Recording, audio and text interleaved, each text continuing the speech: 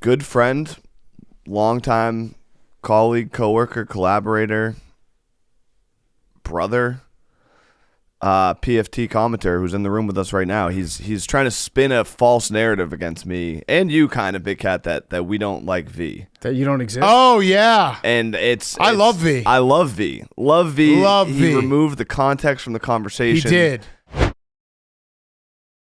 On today's part in my take, it is time for divisional round of the NFL playoffs. We have our good friend Chris Long on the show. Been too long. Too long.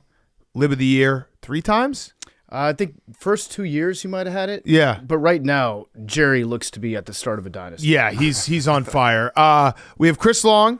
Then we have our good friend Adam Schefter. We're going to break down some of this coaching stuff. Is Deion going to go to Dallas? It seems like that's a possibility now. God, I hope so. It would be incredible. We're going to break down every game for Saturday and Sunday. We're going to give you our picks. We're going to finish with Fyre Fest, and it's all brought to you by our friends at DraftKings NFL Playoffs. Playoffs! We're talking playoffs. You bet we are. Get on the action at DraftKings Sportsbook, an official sports betting partner of the NFL.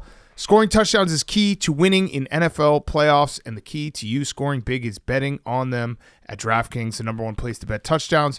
Ready to place your first bet? Try betting on something simple like a player to score 6. Go to the DraftKings Sportsbook app and make your pick. Here's another reason to watch your favorite players crush it in the playoffs. New customers bet $5 to get $200 in bonus bets instantly. Score big during the NFL playoffs with DraftKings Sportsbook. Download the DraftKings Sportsbook app. Use code TAKE. That's code TAKE for new customers to get $200 in bonus bets instantly when you bet just $5 only on DraftKings Sportsbook. The crown is yours. Okay, let's go.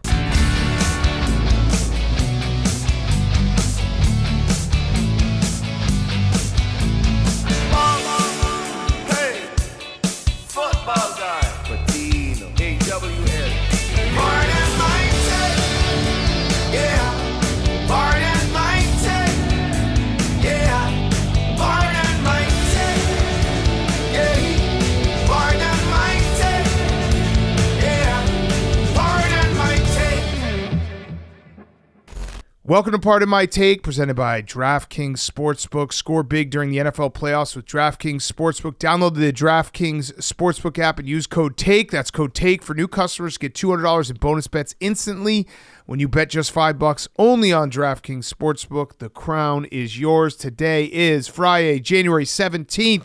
And Hank, you know what I'm about to say. One of my favorite weekends of the year. Yep. Divisional round. And my sister's birthday. Oh, no, I was not going to say that. Happy birthday to Hank's sister. Happy birthday. What's up? Happy birthday. I was thinking about it. Wild card weekend is great because it's 6 games. More football, more better. But divisional round. This is it. This is the final 8 teams. These teams all have won a playoff game or had a bye. This is the cream of the crop. This is my favorite. I've been pretty consistent about this one. This is my favorite sports weekend of the year. Yeah, because in wildcard weekend, sometimes you got some lopsided matchups, which we saw last week. Divisional round, you get the prestigious teams, you get the elite teams, correct, playing against teams where they win their wildcard matchup, and even if they weren't favored to go far in the playoffs, you're like, well, maybe the Texans can do some damage this year, that type of thing. So this is my favorite sports weekend of the year. And also, next weekend, one of my favorite sports weekends of the year, too. Oh, the championship? Yeah, because you get to ticket. I mean, the championship round is always, you remember who played in championship games. You don't always remember who played in divisional round. Next week is my favorite Sunday of the year. Yeah. This is my favorite sports weekend of the year. But I'm pumped, and I've thought about all 4 of these games back and forth. I got some people were angry at me because I was like, the Commanders are Final Four this weekend. This is the Final Four, and they're like, there's not 4 teams left. I was like, there's 4 games. Yeah, there's 4 games, and you're also in the Final Four of the NFC. Final Four. Yeah, have some conference pride, people. Yeah, come on, get with the program. All right, we're gonna do our picks and preview. Do we have anything else going on? I know we're gonna talk to Schefter about coaching.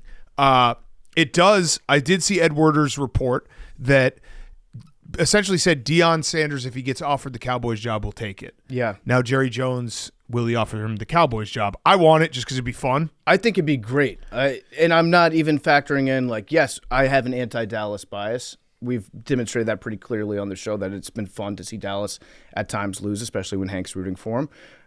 I want it because it would be just an incredible story for the NFL. Like Right. having Deion in the NFL, especially for the Dallas Cowboys, would be awesome. Like I want to see Deion interacting with Jerry Jones, how he handles that relationship where Jerry, he likes to have a guy that he can push around sometimes. Deion will not be pushed around by Jerry Jones. Yep. It would just be awesome. It would be good for sports. Yeah, it would. It would be good for sports. So we'll see what happens there. Mike McCarthy did interview with the Bears. He did it in person because he wanted the free dinner, I assume. Yeah, that's Not a fat joke. one possibility. Yeah. Also, maybe just a possibility that Mike McCarthy, he knows that face-to-face is way better than Zoom. That's true. Maybe not with his face. Right. Or also, maybe he just knew that if he showed his face on Zoom, it would look too much like him looking at the scoreboard Yeah. with his fat, confused face. And it would take the whole Zoom up. Yeah, it's like the camera adds 40 pounds, right? Right. So maybe him being in person was just a slimming move. That might be do. And I don't even know what the Jets are going to do. I feel like the Jets have been what's going on, memes. And Schefter will tell us, but what is going on? There was a report that Aaron Glenn he wants the Jets. Jets that's fans good. want Aaron Glenn, which Oh. means we're going to make the wrong choice. Okay. Well- So it's straight. It's as straightforward as possible that one side wants him, the other side this is a perfect marriage, and they will fuck it up. So the Jets, they seem to be enjoying single life right now. They're doing a lot of dating. They're figuring out what their type is because they're meeting with everyone. I hate. Wait, how many did you do? Did So you the beat the Bears? Bears? No. The Bears did 20. I don't even know how you could come up with 20 names. I think, well, with the Jets, it's like they're doing GMs as well, and yeah. coach. It's Yes. like you're doing your own version of that OnlyFans chick. Yeah. Woody Johnson's going to hold up a sign that says 1,000. 1,000 by the end of candidates. this interview series. I Yeah. think they just also put in a request to interview the DC for the Packers. I don't even know what they're doing at this point. I think they're Robert just Salah? it's no Robert Salah. I think is finalist for the Saints. Yeah. And Yeah. the Cowboys. And the Cowboys. I don't really understand the whole process of interviewing like 20, 25 guys. Like I get the saying of like no stone unturned or whatever. There's some stones you don't want to look under. Yeah, David Shaw, you didn't have to look under what that was. Yeah, there's It a- just said a punt. A bunch of weird bugs and shit. Yeah, it said punt from plus territory. I think David Shaw is a classy guy. Yeah. He's just a class act, so they just wanted some class in that building. He is also a classic case of mistiming it.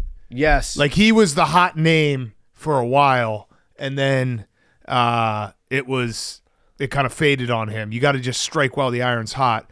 All right, so we'll ask Schefter what's going on with the Jets. Did you see also our good friend Jim Harbaugh gave me and this podcast a shout out because he's also buying all of Justin Herbert's stock? I saw that. That's insider trading for him, though. Was he Yeah. asked the question about you, or No. did he just see the clip? No, he saw the Like he had clip. he came in prepared. The of question PMT. was something like, how did this game go and everything? And then he started answering it, and then he was like, and one last thing. Can you play it, Max? And he was like, and one last thing.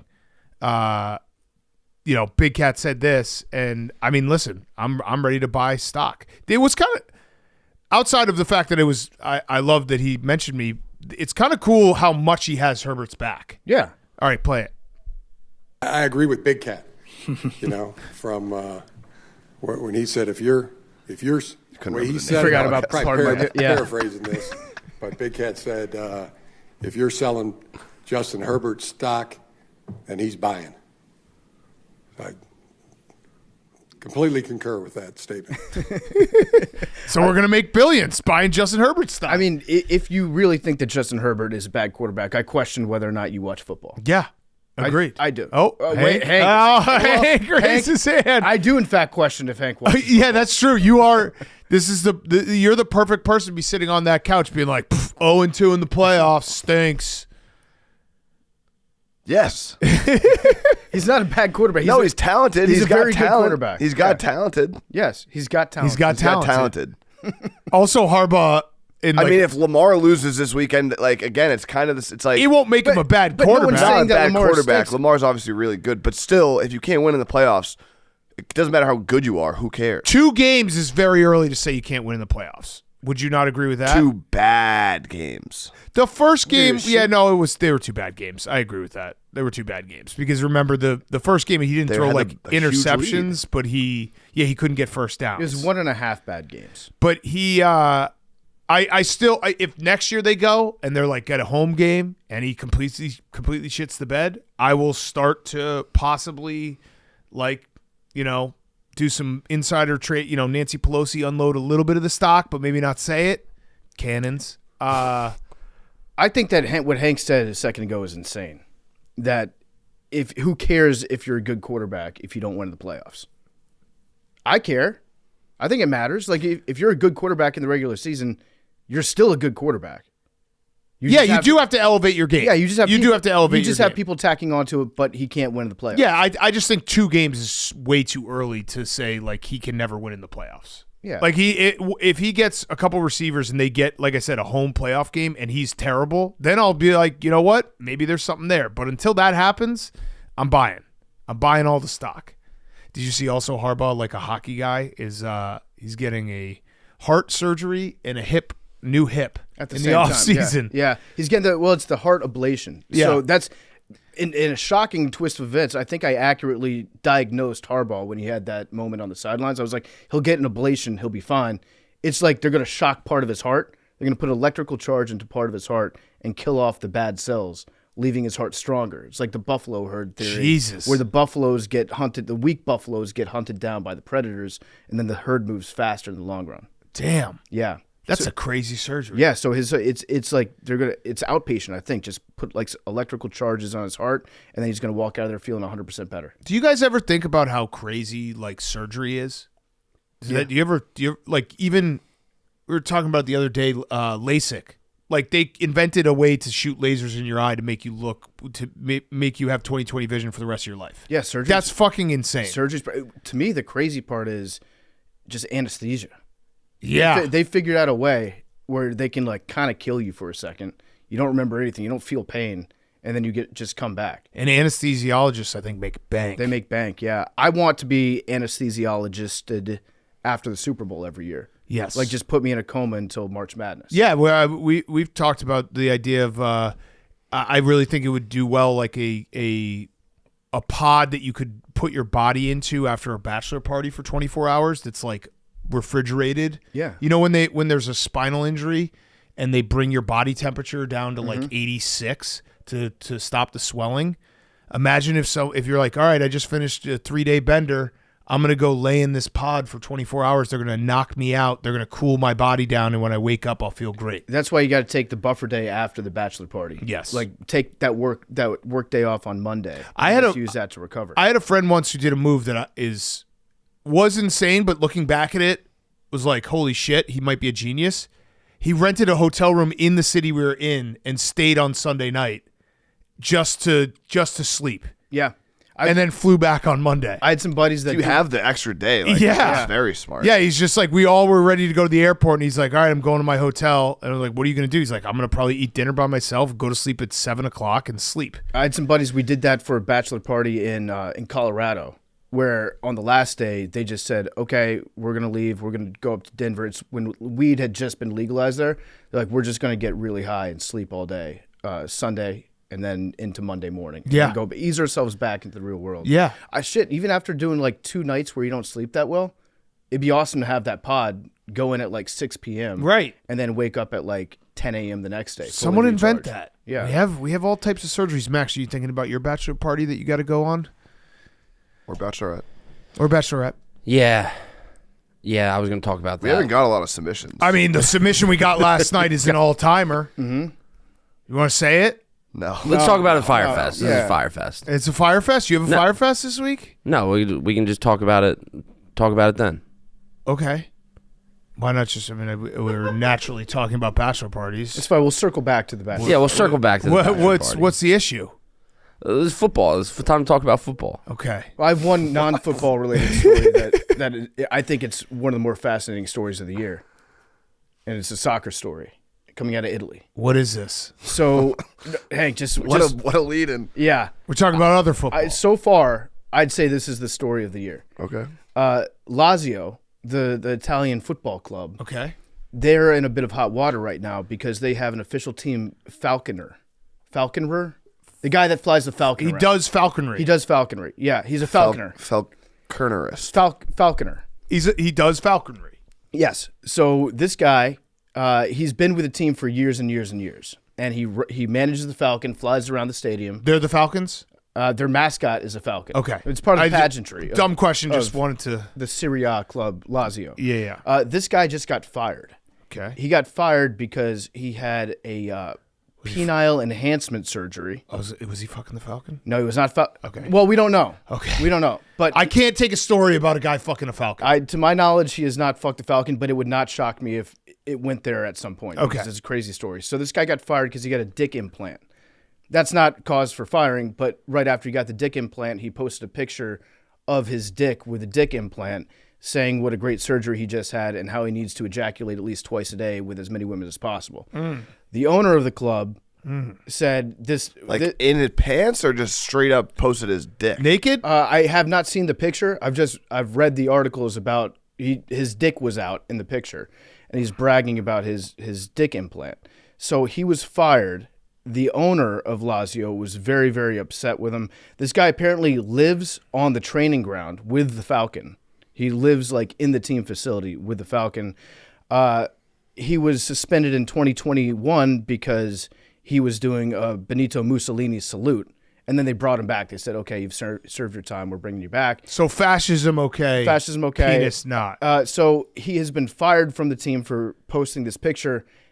And then he barricaded himself inside the team's facility, demanding that he have his job reinstated. So he's in a hostage situation, potentially with the Falcon, like threatening to kill the Falcon to get his job back. And jerking off because he's got to ejaculate twice a day. He has to ejaculate twice a day. The owner also fired the doctor that did the penile enhancement surgery because apparently that guy's also the team doctor. So the team doctor gave the Falconer a new dick. This feels very wrong in the fact that, like, it's an Italian league. Yeah.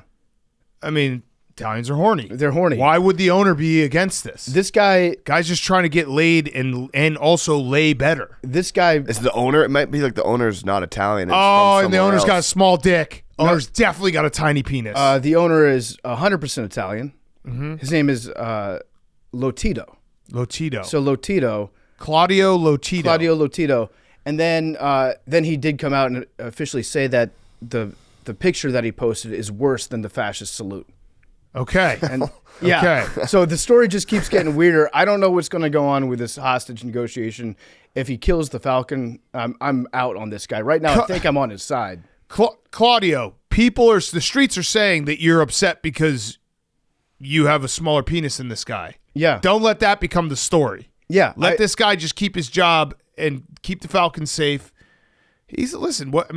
People get surgery to get themselves better. What's wrong with that? I agree. Like some people on this podcast have had some elective surgeries, and there's nothing wrong with that. There's no problem. So he had a procedure done. And yeah, I just want to say I stand with the Falconer. As long as he doesn't harm the Falcon. Not the Mussolini stuff. Yep. I disavow that. Yep. But I think he's Italian. Italian. Let him be a little bit horny. I think it's good for club morale. You don't want to have a Falconer out there with a tiny penis. No. That's awful. No. So he's trying to better himself. He's probably trying to improve the club's image as well. And if he does harm the Falcon, then I'm out on this guy. But right now, I think he's reacting as you or I would if we were in this situation, which is to grab a bird, take it hostage, and then barricade yourself inside your employer's facility. While you masturbate all day. While you masturbate all the time. I don't see anything wrong with this. And we stand with him until he does. Until he hurts the Falcon. Harm the Falcon, at which point we wash our hands. I also, it sounds like, and I don't know the picture, but it sounds like he was just kind of putting out like a PSA. Yeah. Like, hey, I got an awesome new dick, and it needs to get sucked. So that's what he was. So could anyone who's got a mouth, let me know. His explanation for it was, I was promoting self-love. I was shining visibility on a part of lives where people are generally afraid to discuss this. They're ashamed, and they shouldn't be ashamed. Look, I had the surgery. It's good for me. You can too. Yeah. Yeah. Raising awareness of his bigger penis. And just, self-betterment should not be frowned upon. They got to get girls. That's how you break through the hostage situation. Yeah. Send some girls in. Open the doors and then bust in. Yeah. Send some chicks in. All right, so Falconer, falconry guy. Falconer. Keep fighting, but don't fight the Falcon. Oh, also the doctor that was fired by the team claims that he was not fired.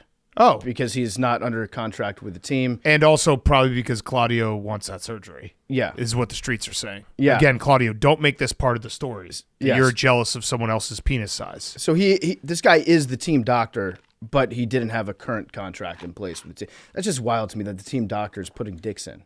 Yeah. But I guess it makes sense for Italian soccer. Yeah, that's exactly what Italian soccer would be. I bet you that guy that goes out on the field for the Cowboys with the cowboy hat, that doctor, that guy's definitely giving Jerry Jones a penile implant. Yes. Oh, yeah, I remember that guy. He's the funniest. Any guy who's wearing a cowboy hat who's a doctor or a lawyer is always funny. Yeah. How is Lazio doing this year? I did not. Oh, they're care fourth. To look that They're up. fourth. So they're actually good. They're in the right now. If they finish where they're at right now, they'd be in the Champions League next year. They're ahead of Juventus. So you're fucking up a good thing here, man. Yeah. I think this is a curse waiting to happen. Mm-hmm. Waiting to happen. Okay. Should we talk some football? Some American football? Yep. All right. Before we do that, quick word from our friends at Kevin's Natural Foods. If you haven't tried Kevin's Natural Foods, you're missing out. I had the stir fry yesterday. I also had the Thai, I believe it was Thai coconut, Thai coconut chicken. Incredible. So if you want a delicious protein-packed meal on the table in 5 minutes, Kevin's Natural Foods heat and serve entrees are perfect. These clean, nutritious meals taste like something you'd get in a restaurant. Kevin's entrees include fully cooked beef or chicken and incredible sauces, so all you need to do is heat and eat. It's hard to believe something this tasty and healthy can be ready this fast. Skip the greasy takeout and grab Kevin's Natural Foods instead. It's a perfect meal time hack, and it is faster than takeout too. Find Kevin's in the refrigerated section at your local grocery store. Listen, it's January. We're all trying to better ourselves. I had that Thai coconut chicken yesterday. It was so good. They also have honey garlic chicken, General Tso's chicken, Szechuan chicken, cilantro lime chicken, garlic chicken, Korean BBQ chicken or beef. They got it all. Kevin's Natural Foods. So go check it out now, and you will not be disappointed. Picks and previews brought to you by our friends at Dove Men's. As you prepare to host game day celebrations, we know that people are having people over, doing all that stuff. What are some possible body odor related issues you may encounter that make you less confident in your hosting duties? Could be your armpits, could be your feet, could be your hair. Are you afraid to take off your shoes when you enter your friend's house? I am sometimes. So getting nervous your team is down at halftime? Tackle whole body odor with Dove Men Plus Care Whole Body Deo. This whole body deo defends against all your odor zones from pits, privates to feet, and it's long lasting with 72-hour odor protection. Don't be the guy that smells. You show up to a party for a Super Bowl party, a conference championship party, a divisional round party, and you smell, people are going to be like, I don't want to invite them anymore. That's where Dove Men's Whole Body Deo comes in. So get it today at Walmart. Find Dove Men Whole Body Deo at Walmart today and make sure you're smelling good. Okay, boys, let's do it. Time for the games. And I'm excited about all of these games. Saturday afternoon, we're going to start. Oh, by the way, just a note. So there's 2 8+ point favorites. And the 8+ point favorites have not lost outright since the Ravens lost to the Titans. Remember when the Ravens were the 1 seed in 2019? And then the previous one was the Chiefs and Titans in 2018. So that was before Mahomes. I think that was Alex Smith. Mariota for the Titans, yeah. So it's been a run for 8+ point favorites in this round to win outright. So that's why I bring that up with the Texans and Chiefs, because right now the Texans versus Chiefs on Saturday afternoon. The Texans are 8.5 point dogs.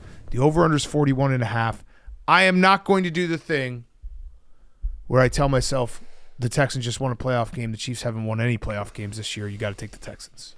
Yeah, Hank is 100% going to do that thing. Mm-hmm. That's good. We need somebody that will do that. That won't be afraid. The Chiefs' defense is completely different. Like their defensive line, Chris Jones against that Texans offensive line, I think it's going to be an issue. And the Chiefs are healthy. They're rested. They've got all their guys. We saw them at the end of the season. Don't forget how good the Chiefs are. Stop forgetting how good the Chiefs are. They're awesome.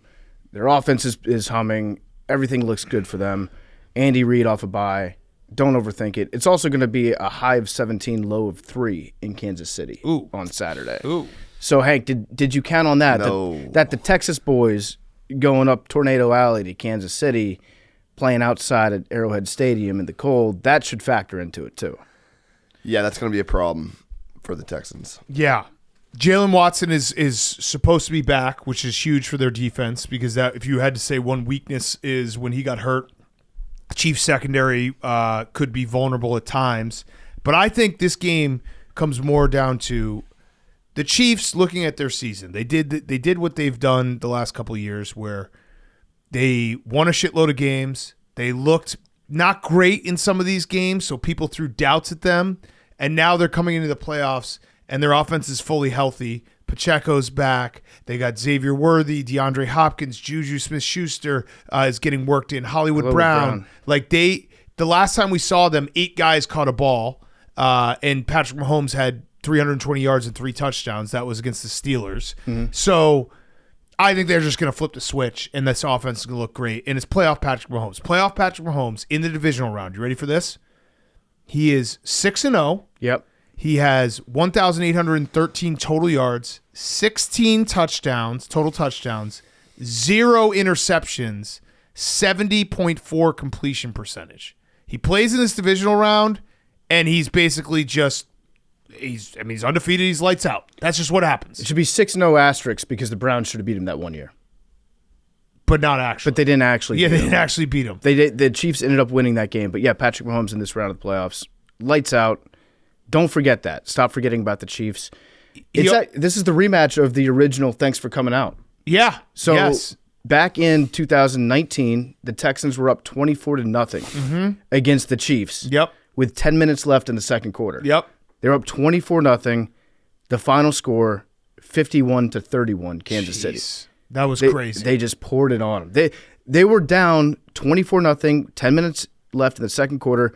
The Chiefs were winning at halftime. It was crazy. That felt like that was right at the beginning of all of this happening and Patrick Mahomes becoming Patrick Mahomes. He is also how old is Patrick Mahomes now? Is he like 28 years old maybe?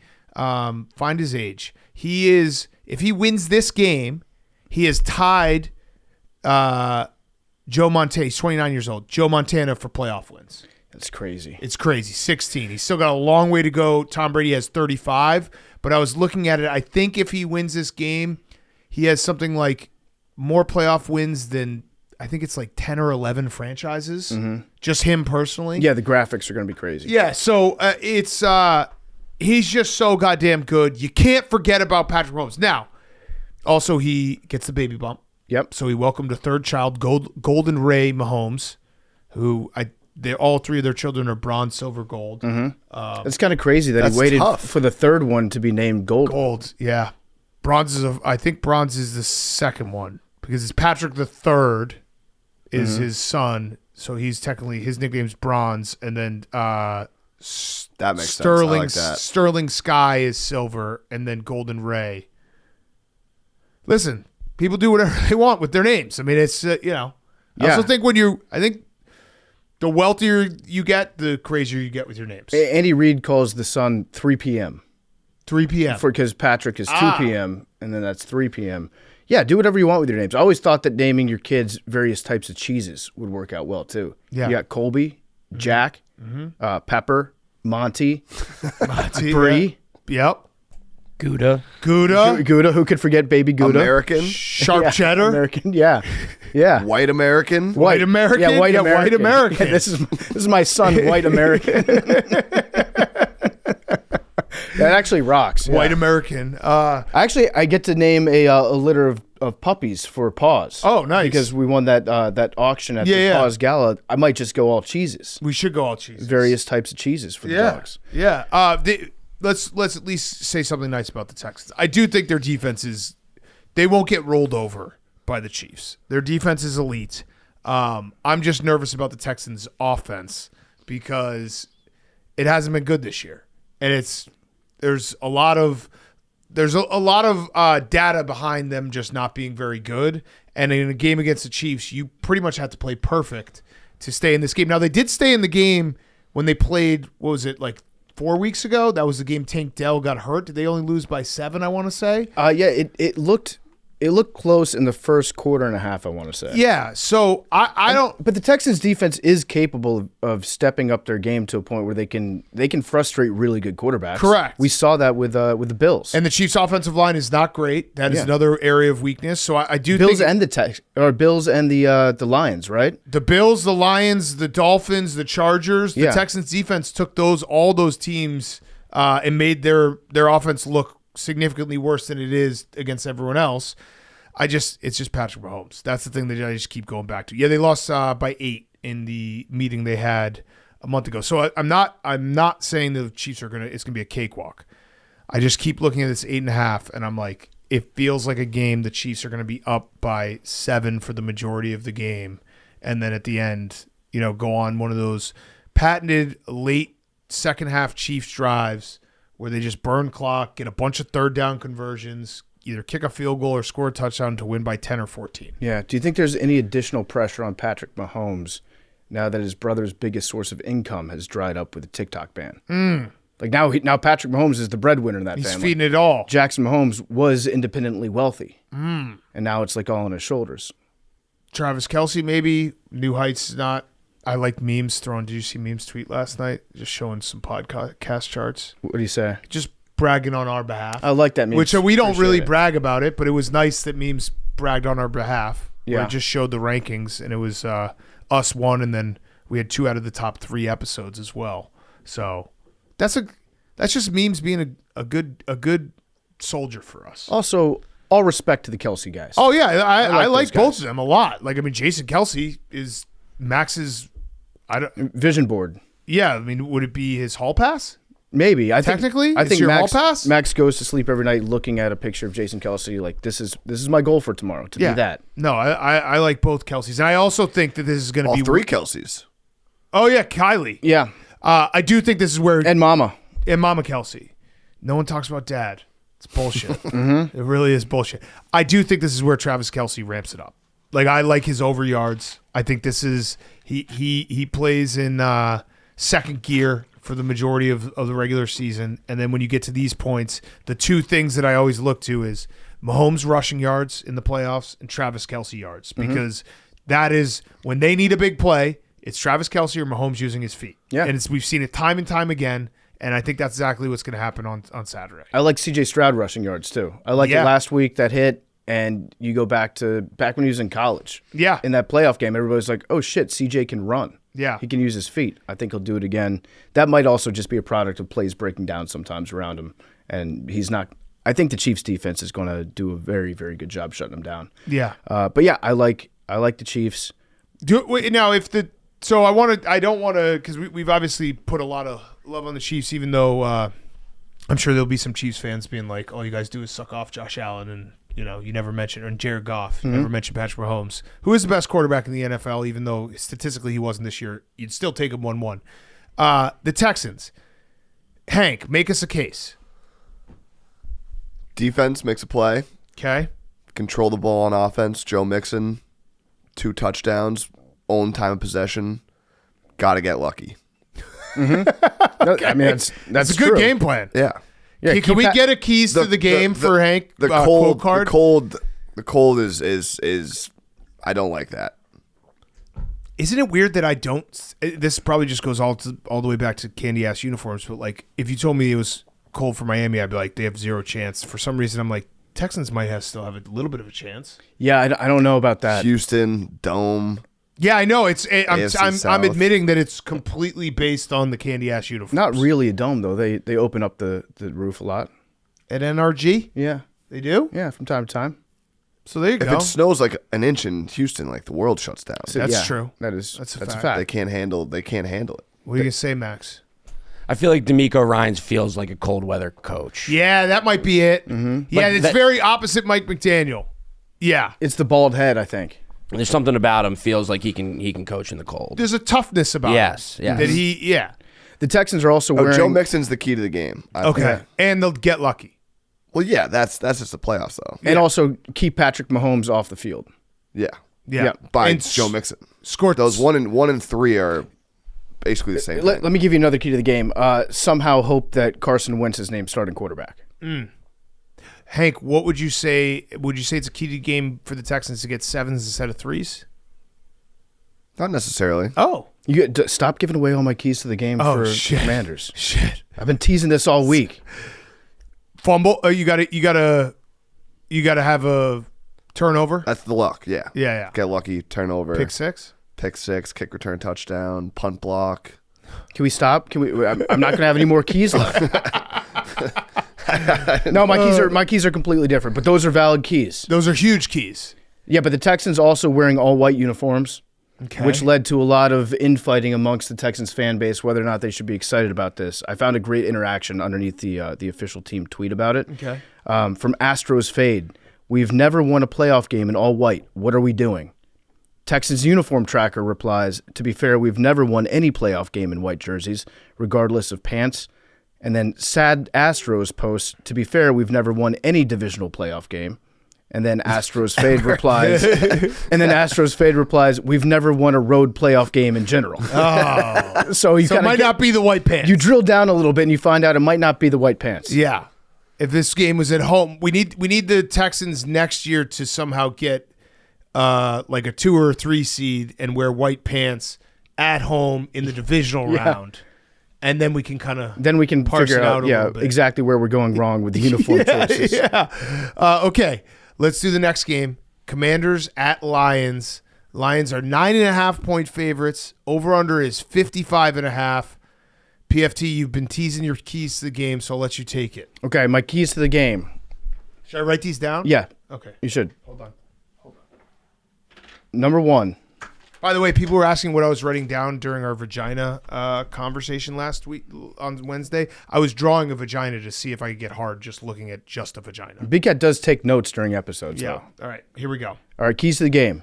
Number 1, fuck them up. Fuck them up. I love that. We got to beat the fuck out of them. Now, would you can't say 4 quarters of fuck you football because that's Notre Dame, but would you like them to play 4 quarters of fuck you football? I'd like to play 5 quarters of fuck you football. 5 quarters. Because you got to be ready for 110%. Fuck them up. Okay. Really, really fuck everybody up. Number 2, kill everyone. Kill everyone. Especially on defense. Women and children? Put the women and children to bed. Women and children to bed. That's key 2A. Okay. Number 3, Jaden Daniels. Yep. I think that one, you know what I'm going to do for that one? I'm going to underline it. Okay. Underscore. Yep. And number 4, the fourth and final key to the game, I absolutely need an incredible hype video. Yep. And I'm talking, this has to be the best hype video that I've ever seen. Yes. There's a lot of, I might make my own hype video. I thought you needed the best one you've ever seen. But I'm going to make. Man, what a shot! That was so mean, PFT. I'm going to make the best hype video you've ever seen. Don't let him talk to that. Yeah, talk to you like that. Hank's a loser. Don't let him talk to you like that. You're not even in the playoffs. You don't know shit about hype videos. I'm going to make the best hype video. I've already got an idea for it, as a matter of fact. Well, if he makes a hype video, it'll probably be the best hype video he's ever made. Ever made. He's ever made. I'm talking the best hype video of all time. AC/DC with like some glitter transitions. No. Hater. It's going to be, I think it's got to be Fix You by Coldplay. Oh. And I think it's got to start. I don't know about that. Oh, yeah. Wait, is this after they lose and like you're remembering them? No. Like, you're like in remembrance? Fix You starts sad. And then it's like when you're lost out there. And then you got pictures of like Dan Snyder. You got picture of RG3. Okay. All right. You got picture of the stadium raining shit on fans. You got. Okay, that works. When you try your best, but you don't succeed. And then it's a picture of like the Sean Taylor statue that's not even a statue. Mm-hmm. It's all the bad stuff. And then it goes, ding, lights will guide you. And it's Jaden Daniels getting walking drafted. out of the tunnel, It's him getting drafted at that point. And ignite, I will try to fix you. Dun-na-na-na-na-na-na. And then Jaden's out there on the field, whipping passes, All right, Hail Marys. someone make this for PFT. He just gave you the vision. No, I just went back and listened to the song. It's more of a like after you win, like like yearbook video. It is. It is a little bit of that. It's a yearbook but video because it gets exciting at the end, but that's when you show like the winning like the Super won Bowl, the Super Bowl. yeah. No, like, let's go win it. but for the hype video, needs to be like, Yeah. that's not a fire me up song. Yeah. You don't know shit about hype videos either. This is my vision. This is not. I might swerve in that corner. Whoa. No, it needs to be like Iron Maiden and shit. Run for the hills. That was my Yeah. first job here. Was making hype videos. Really? What was your best work? I did them for you. Doug's. I knew that. I knew that shit. Can't you just let me enjoy my vision? You do your Were hype you videos texting your them way. to me? No, text him to Hank, and Hank would text him. Oh, to you. that's the problem. Yep. Hank was taking credit for it. No, I wasn't. Yeah, he was. No, I wasn't. He was taking all the credit. Do we have a hype video guy now at Barstool? The Quigs. Quigs. Okay, maybe- Malasek makes some good ones. No, wanna we get- don't talk I don't about wanna him do business anymore. with him. Yep. This- I'll talk to Quiggs to us. and we'll work on it. But right now, I feel like just let me follow my vision, which is Coldplay. I think this should be a fan submitted one now because like Well, you were just taking credit. Like, if Quiggs makes it, it might be good. If Quiggs makes it, it will be good. just when keeps you were taking saying, shots. When people just like, I'm going to make the greatest. You don't think I can do it? He can direct it. Yeah, He direct can it by. Yeah, It's gonna direct. be. It's That's gonna what I be. was doing with Max. It's gonna be a PFT joint. That's also not even I think true. you should have. Yeah, it is. I think I'd you send should you a song and be like, here you go. I You think do should- that like once every 6 videos that I made. That was bullshit. And probably whenever he said that, it was because I said it. I was like, I want this song. That's And then probably he would- true. Yeah, I was and playing a then lot of Call of Duty back then. He was just being the middleman. PFT, you should just do fan submitted because now you'll have like 100 hype videos and one of them's going to be an absolutely incredible. Like people are going to Yeah. make this now, whether you ask them to or not. Well, let me do the Coldplay one, and then. But I am interested in watching all the hype videos. Okay. Like that's to me, that is a key for my game. Is to just you got to have great hype videos going this week because it's us against the world. Washington versus everyone. That's what they're saying about this game. So my take on this game, and this is a compliment. I think the Lions are going to fucking kill them, but I can't bet them because of Jaden Daniels. Because I keep thinking in the back of my head, like, but what if Jaden Daniels does something crazy? Yeah. Like the Lions are better, and they should. The Commanders play a lot of man coverage. Jared Goff is number one beating man coverage. I think Dave Montgomery is back. So I like keep going back. Like the Lions can name their score, but then I'm like, but Jaden Daniels and like everything that happens and the voodoo stuff. I don't think I can bet the Lions. So that way I can root for the Commanders with you. Yeah, a couple weeks ago I said if we win our first round playoff game, we're going to be very lucky if the Lions don't score 70 points on us. Yeah. Like the Lions they've got a great roster. They've got all the weapons. They've got an incredible offense. I was shocked to learn that the Commanders' rushing offense is actually better than the Lions' rushing attack. Oh, wow. It doesn't feel like that though, does No. it? But I guess you got to take into account Jaden's legs Yeah. as being a big part of that. Montgomery coming back. I'm more afraid of Gibbs. Like I know that Montgomery's a great running back, but if you were to say like, are you more afraid of a healthy dose of Jahmyr Gibbs or splitting time with him and David Montgomery coming off a PCL, like an injury that people thought was going to be season ending? Yeah. I'm okay with Montgomery and Gibbs splitting carries. I just think that our pass defense has to step up. Lattimore's healthy, I guess. I don't know. I think there's going to be on defense. I think we're going to have a lot of moments where Lions receivers are running completely untouched somewhere down the field. Did you know that our pass defense is ranked third? That doesn't feel right either, does it? No. The Commanders' pass defense? I don't know how that works out, but yeah, I want to believe in the Commanders. If it's a one-score game in the fourth quarter, That's what I'm saying. we win this game. Yeah. I think. Yeah. But then you have to wonder what happens in the first three quarters. But I mean, think about it. The Bears went into Detroit and basically beat the Lions on Thanksgiving. Yeah. Like they've had games where they look human. The last month or so they have not. They've looked incredible. Our offensive line has done a much better job, especially with our center coming back, Piatis. Sam Cosme's playing really, really well. So I realize I haven't talked about any of those guys. I've just been focusing on Jaden. But we've had our team has stepped up. We play weird games. We will not blow anybody out. We'll be lucky to keep it within a score because Detroit is so good. But if we can keep it within a score, Jaden Daniels can go out there and win the game. Yeah. And the Lions' buttholes might get tight. Lions buttholes might get tight. Yep. The other thing I would say is Aaron Glenn, his defenses usually struggle with mobile quarterbacks. Like Justin Fields used to give them fits. And he's had that happen multiple times, not just once. So Jaden Daniels might be able to use his legs significantly on Saturday. What are you looking up, Max? This pass defense thing. For some reason, I've clicked on 4 different things and said 4 different websites that said 4 different things. Well, is it EPA or what is it yards? Passing yard. I don't know. I saw a couple things and it had us listed as the 3rd best pass defense, and I was very confused by it. Like, Max, when I said that out loud, it doesn't sound right, does it? I mean, this says 3rd here. I don't know what I'm looking at. That's yards per game. Yeah, but then this one, I feel like I'm also looking at yards per. Oh wait, that's postseason. Get it together, If Max. we're the number 3 pass defense in the postseason, that's a much different stat, but that's not the case. Because I think we're like the number 30 rush defense. The only thing I would say about that is the Lions are not like everyone else you played on the schedule. Yeah, correct. So that would be they're just really fucking good. Yeah, and but the Eagles' pass defense is pretty good, the Eagles' pass defense, yes, and we put some points on them. yeah. No, I was saying the Lions' offense.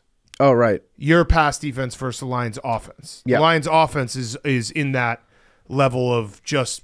I think it's essentially the Bills and the Ravens. Mm-hmm. Those are the 3 teams where it does feel like whenever they want to score, they're just going to score. We're going to see ultimate Dans in this showdown. Yeah. Dan Quinn, Dan Campbell, both going for it on 4th downs all the time. 2 alpha dudes. And it's crazy because the history of these franchises, at least recent history, Tress Way for the Commanders has been a great punter.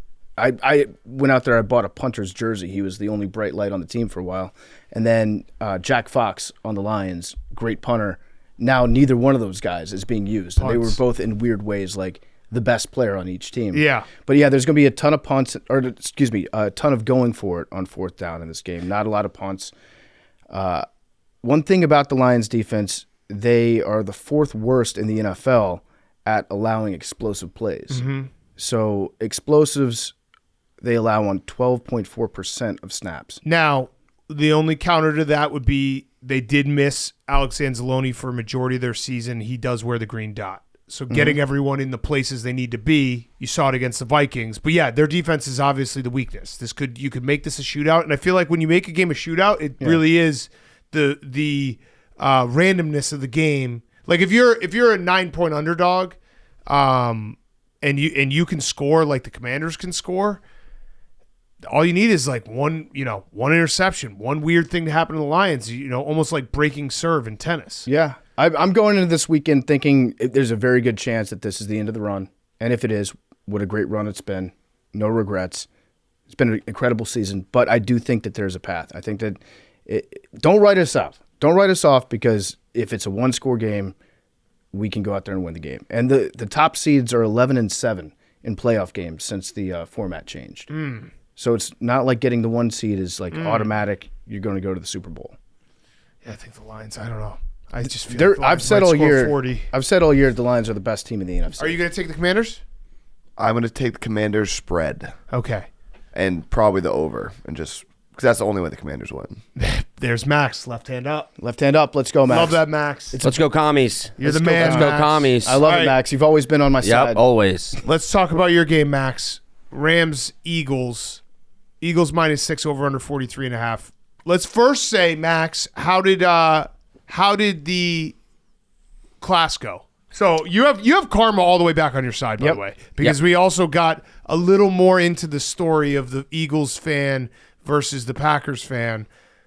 The Eagles or the Packers fan, and this doesn't excuse calling a woman a cunt in the crowd, but the guy whose wife was called that, he essentially did a GoFundMe to try to get money to go to the game, and was like, And I'm gonna antagonize. antagonize and like Eagles and fans. film it. So So, he it kind of is one of those situations where like everyone's a shithead except for the woman who she's somehow a pawn in all this and like was the one who got disrespected. She's like bait. Yeah, the Her guy husband's taken to the game. The like- Packers fan sucks too. So wait, but the Packers fan did a GoFundMe probably to get all the way across the country from Wisconsin to Philadelphia to go see this game, right, Max? No, he lived an hour outside of Philadelphia. He did a GoFundMe for that. A GoFundMe to go. A car ride. Oh my god. So yeah, Doing a GoFundMe as just like a normal It's crazy. random dude to go to a football game is insane. insane. Especially one down the street. Yeah. It's Like- kind of the name of the website, though. That was the funniest GoFundMe I saw was a few months ago. Some guy like got busted at a Fish concert for selling.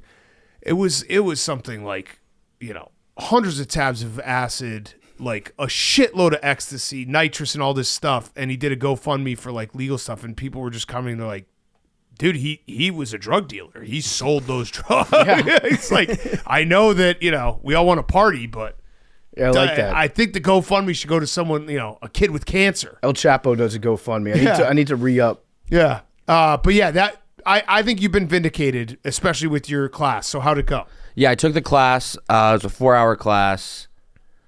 I learned some good information, learned a lot about the Lincoln financial field and the security around it. However, Big Dom heard about me taking this class and was unhappy. What'd he say? I don't know if he was unhappy. He was concerned that He was concerned. that you got kicked out for something. Yeah, no, he thought I got kicked out of the game on Sunday. And did you explain it to him? Yep, I told him the whole thing, and he was like, Wait, how did he find out about this? he said, I was tweeting about it. I at first thought that there was like an alert that would like go to his desk or something as soon as somebody took the test, which I thought would have been way funnier. Yeah. But someone just like sent him his tweet. He was like, what happened to you this week? All right, so Max, you were saying that you were kind of panicking and you weren't sure if you explained it correctly in your text back because you were very nervous about what to write back to Big Dom. Yep. So let's just clear the air right now and reset. This Eagles fan was caught on video last week saying bad stuff. Max, as a great representative of the city of Philadelphia, decided that he was going to get some good karma back, show that Philadelphia Eagles fans are passionate, but they're not all assholes. So Max took the course that the NFL offers for fans who have been kicked out of the stadium to learn more about empathy and appropriate stadium behavior in order to get all the good vibes back on the city of Philadelphia. Correct. I was just trying to do my part. Yeah. Trying to do my part. I do love the idea of Big Dom having a fax machine next to his desk, and just every person who has to sign up for it. All it spit out was just a piece of paper that just said Max in your picture. He's like, what the hell? I know, that's what I was My really... paisan. So watch on PMTV, but Max, what did you learn?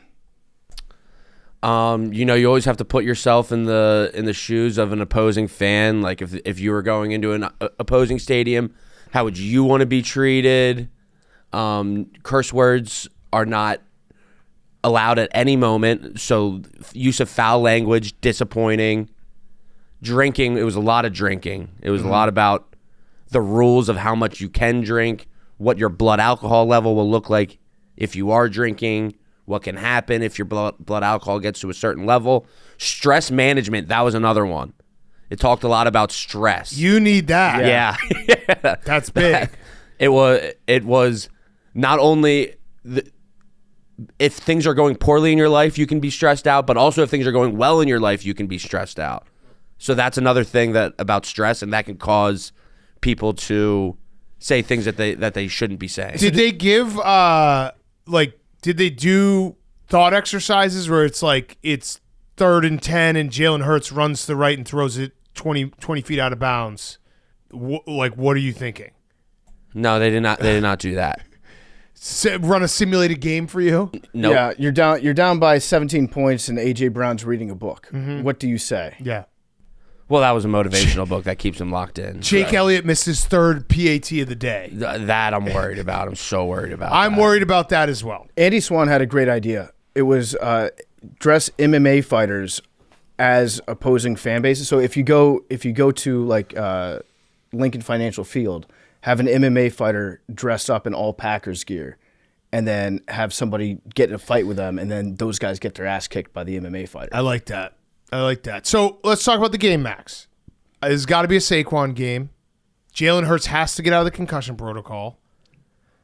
And your defense has to win this game. Because I don't know about your offense.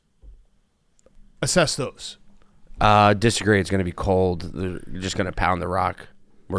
Our offense will be good. I did have that question. How long do you have to live in warm weather before you get soft? Because Matthew Stafford, he played in his only game under 40 degrees in the last 3 years was the game against the Jets a month ago where they won 19-9 and they did not look good. He obviously played in Detroit, had to play in NFC North, go to Soldier Field, go to Lambeau. Is there a amount of time Yes. that you get soft? Yes. How quickly? 2 years. Two summers. 2 summers. Especially the Two older summers. you get. The older you get, too. the joints they don't do as well in the cold. Yeah, 2 summers. Your first summer, you're like, those videos of when they have a monkey and it sees the outdoors for the first time because it's been kept in a lab for its entire life. And it's Yeah. never been like in the grass. And it's Yeah. like, oh shit, this is awesome. That's your first summer in warm weather. You're like, this is incredible. Holy shit. You lived in Texas. I love it here. As you were saying that. Yeah. You know from firsthand experience here. Yeah. No, I got real soft. I got real soft over the course of like 9 years down there, to the point where I moved to New York and I was like, what the fuck is going on? And now it's the flip where No. I think tomorrow it's going to be 40 degrees in Chicago. It's like I might wear shorts. Yeah. Now I'm hard. Yeah. I was soft. Now I'm hard. But I think after your second summer, then you just expect nice weather all the time. Yeah. So that will be big. Matthew Stafford, older, doesn't play well in cold weather. The other thing I like about this matchup, Max, is the Rams are somehow worse than the Eagles in starting games, which is pretty hard to do. But the Rams are 30th in first quarter scoring and 23rd in first half scoring. So that's, the Eagles have started slow. They shouldn't have. Well, I mean, they got a fumble 7 seconds of the game. Yeah, that's the opposite of starting slow. I understand, but that fumble doesn't happen. They have maybe 3 points at most in the first half. Great touchdown pass, Jahan Dotson. Right Great away. touchdown. It did happen. But your offense Yeah. looked like shit in the first half. Did it not? They scored in the first 2 minutes of the game. Yeah. It was 10-0 like that. Mm-hmm. Defense looked great. I think your defense is going to win this game. And Vic Fangio, it's a small sample size, but he played them this year. The Rams scored 20 points. And then the famous game in 2018 when the Rams were just ripping through everyone and they came to Soldier Field and Vic Fangio was the DC and they scored 6 points. I think Vic Fangio is he's going to dial some shit up. Nakobe Dean being out is a worry. That's really my only worry on the defensive side of the ball. We're going to have Oren Burks, who did not look great. He's the one who had the fumble on the kickoff to start the game, but defensively he did not look great last week. And then Jeremiah Trotter Jr. is rumored to be getting a bunch of snaps this weekend, and he's a rookie and hasn't gotten like any playing time. So that's Nakobe Dean's like the play caller, the middle linebacker that is the leader on the team, and not having him is going to be worrisome for the defense, but I still like our guys. I think your offensive line will do a great job going up against one of the Rams' strengths. We'll just, if you were to say Rams defensive line, probably one of the better units out there, but the Eagles offensive line, I think, can neutralize them a little bit. Are you ever nervous on punts? I know you love Cooper DeJean, but are you nervous the way that he fields punts? Yes, we watched the game together on Sunday. Every single time, I just say, just catch it. Don't. Punts are returning punts is the scariest play in football for me because I feel it has to be the highest percentage play of turnover. Mm-hmm. Yeah. Like it's very easy to turn the ball over on a punt, and it completely changes the game because it's 60 yards of field position or whatever that number is. Just hold on to the football, get the ball back to the offense, run the rock, win the game. Mm-hmm. Play good defense, don't turn the ball over, run the rock, win the game. Love that. Keys to the game. Are you going to go hair down or up? You won against the Packers with hair down. No, but I put it up right before halftime because they went into that lull. Oh, so you got to go up. So I think I maybe start. I think like the first couple drives are going to be down because Can I make a request? Yep, no pigtails. Overalls? Nailed it. Come on. Yep. You have the Eagles overalls. The people want the Eagles overalls. Everybody's been asking for the Eagles. You teased them last year, and you never wore the overalls. You got to wear the overalls for the Yeah, people. but if they lose, think of how bad of a look that will be if they lose. And Exactly. for you, it'll be a good look. But Philly fans will be so mad at me. So you're just never going to wear these overalls? No, I'll wear them. No, I don't think that you will. You have to wear them now or never because you're not going to want to wear them in No. the Super Bowl. Yeah, you got to work them in. You should have worked them in the regular season. That was a big mistake. Yeah, I know I should have, but even there was so many times that I thought about it during the regular season, and I was like, "Well, what if they lose? Then it's a bad look." Here's what you should do: you should wear the overalls and maybe wear a hoodie over it for the first half. I don't hate that. Yeah. I don't hate that. Work it in slowly. Work it in. Yeah. Okay. I like that. Feel it I like out. that. I like if that. things are going well, you go overalls. Then you have the overalls for the NFC Championship game. If Philly fans listening to this are mad at me and I get an overwhelming response of do not wear the overalls, I can't wear the overalls. No, I think you wear them, put the hoodie on over, and if it's going good, then you can you can demonstrate. And then if it's going poorly, you can also take the hoodie off to switch up the juju. Mm-hmm. It gives you multiplicity. Okay. You want multiplicity in your attack. Okay. All right. I like it. Yeah. Okay. Complimentary overalls. Yeah. Okay. The last game, best game, Ravens at Bills. Bills are underdogs. They're 1.5 point underdogs. The over-under is 51.5. I'm so excited for this game. I've been trying. I think everyone knows that I think everyone in this room wants the Bills to win because it'd be awesome if they went to the Super Bowl. Think the Ravens are probably the better team overall. So I've been trying to make a case for it in my head that the Bills can win this game. Here's my case.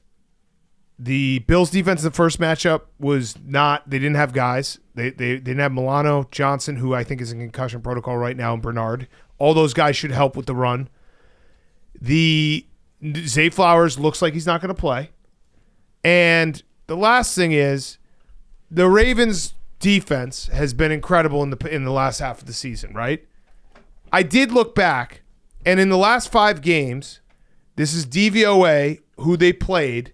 They played the Browns, who are the 32nd defense, offense. The Texans are the 26th, the Steelers the 19th, the Giants the 28th, and the Eagles the 13th. Their only loss. The Bills are obviously a top 5 offense. And so maybe there's a little inflation in numbers. I don't fully believe everything I'm saying. I was just trying to make the case. Okay, here's another bit of data point for you. I'm all over the weather this weekend. 8 degrees in Buffalo, in Orchard Park.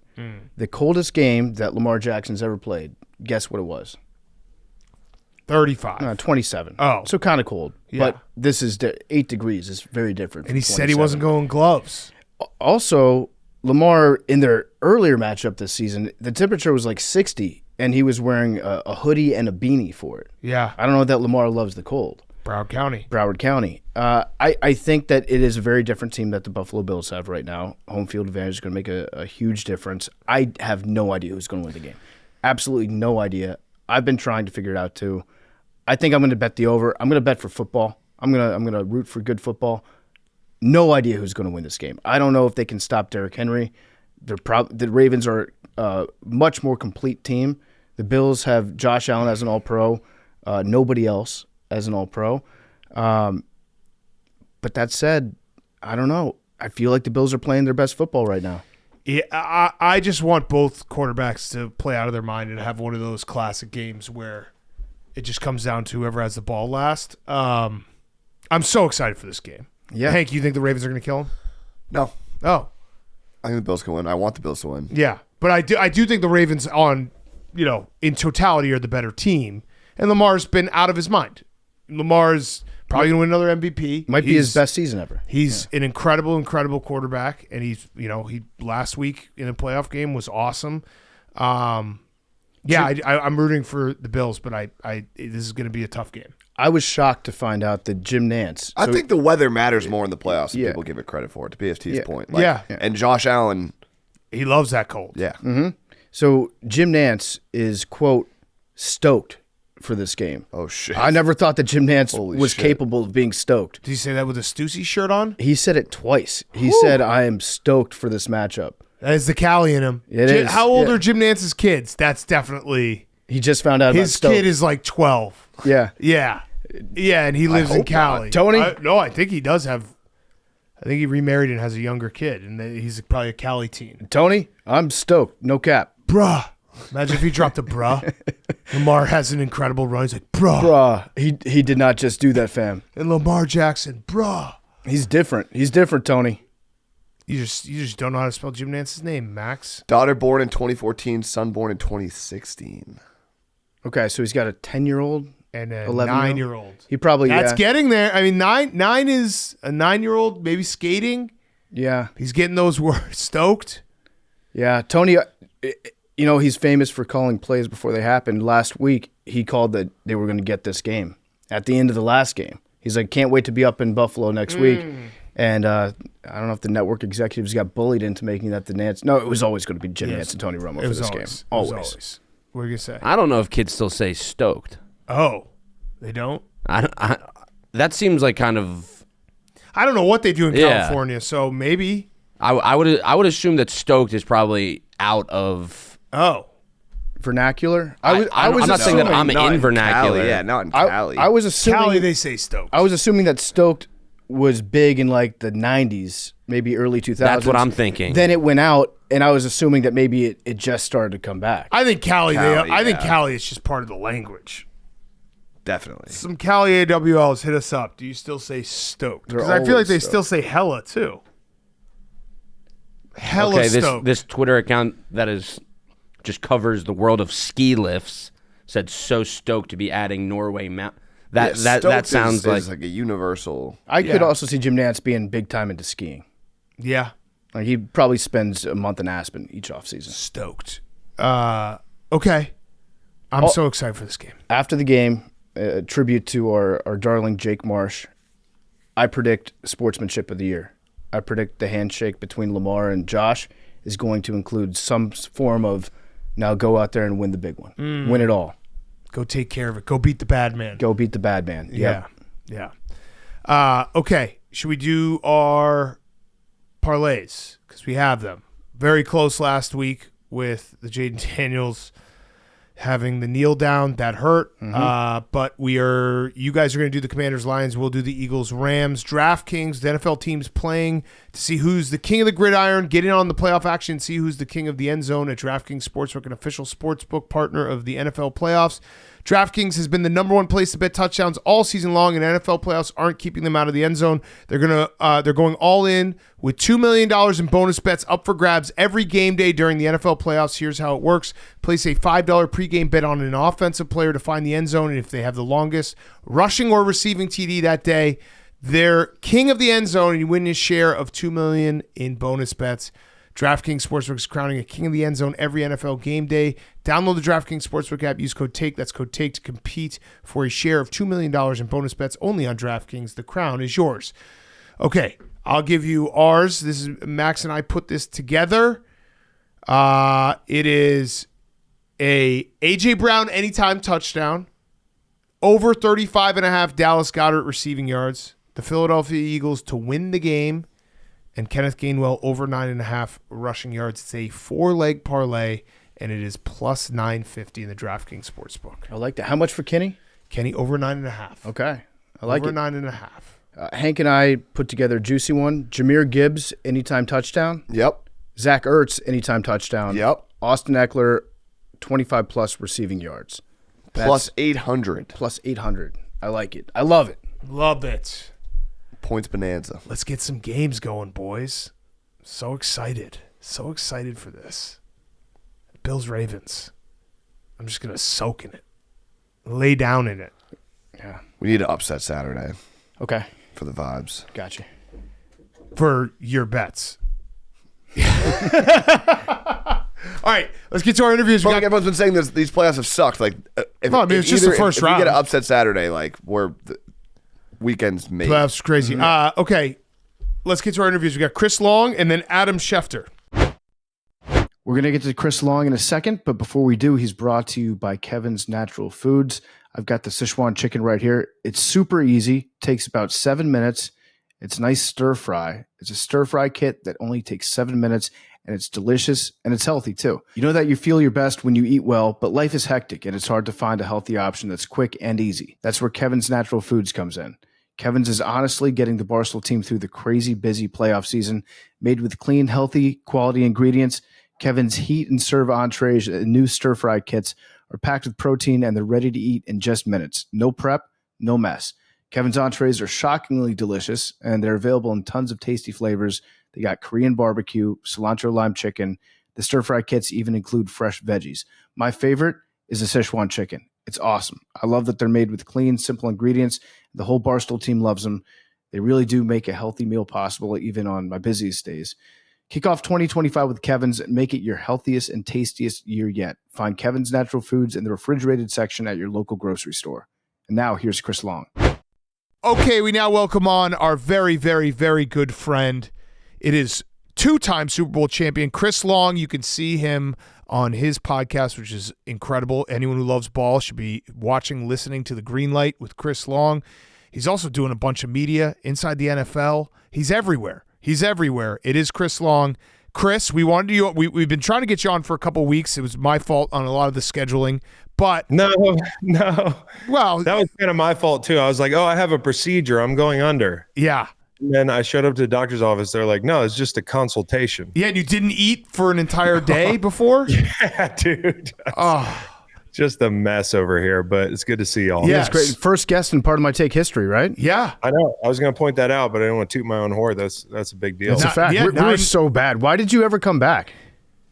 Because you guys became really popular. Yeah, good Yeah, answer. that's a good answer. Good Yeah, answer. 9-year anniversary coming up. I feel like you came on Part of My Take and we were so bad that you were like, I have to start a podcast because these fucking assholes Yeah. are doing one. I'm way better. Dude, I just remember it was so fun because like we got my dad on. I was doing it on my phone, I think, or maybe my laptop. It was like 2000 and what year was that? 16. Yeah.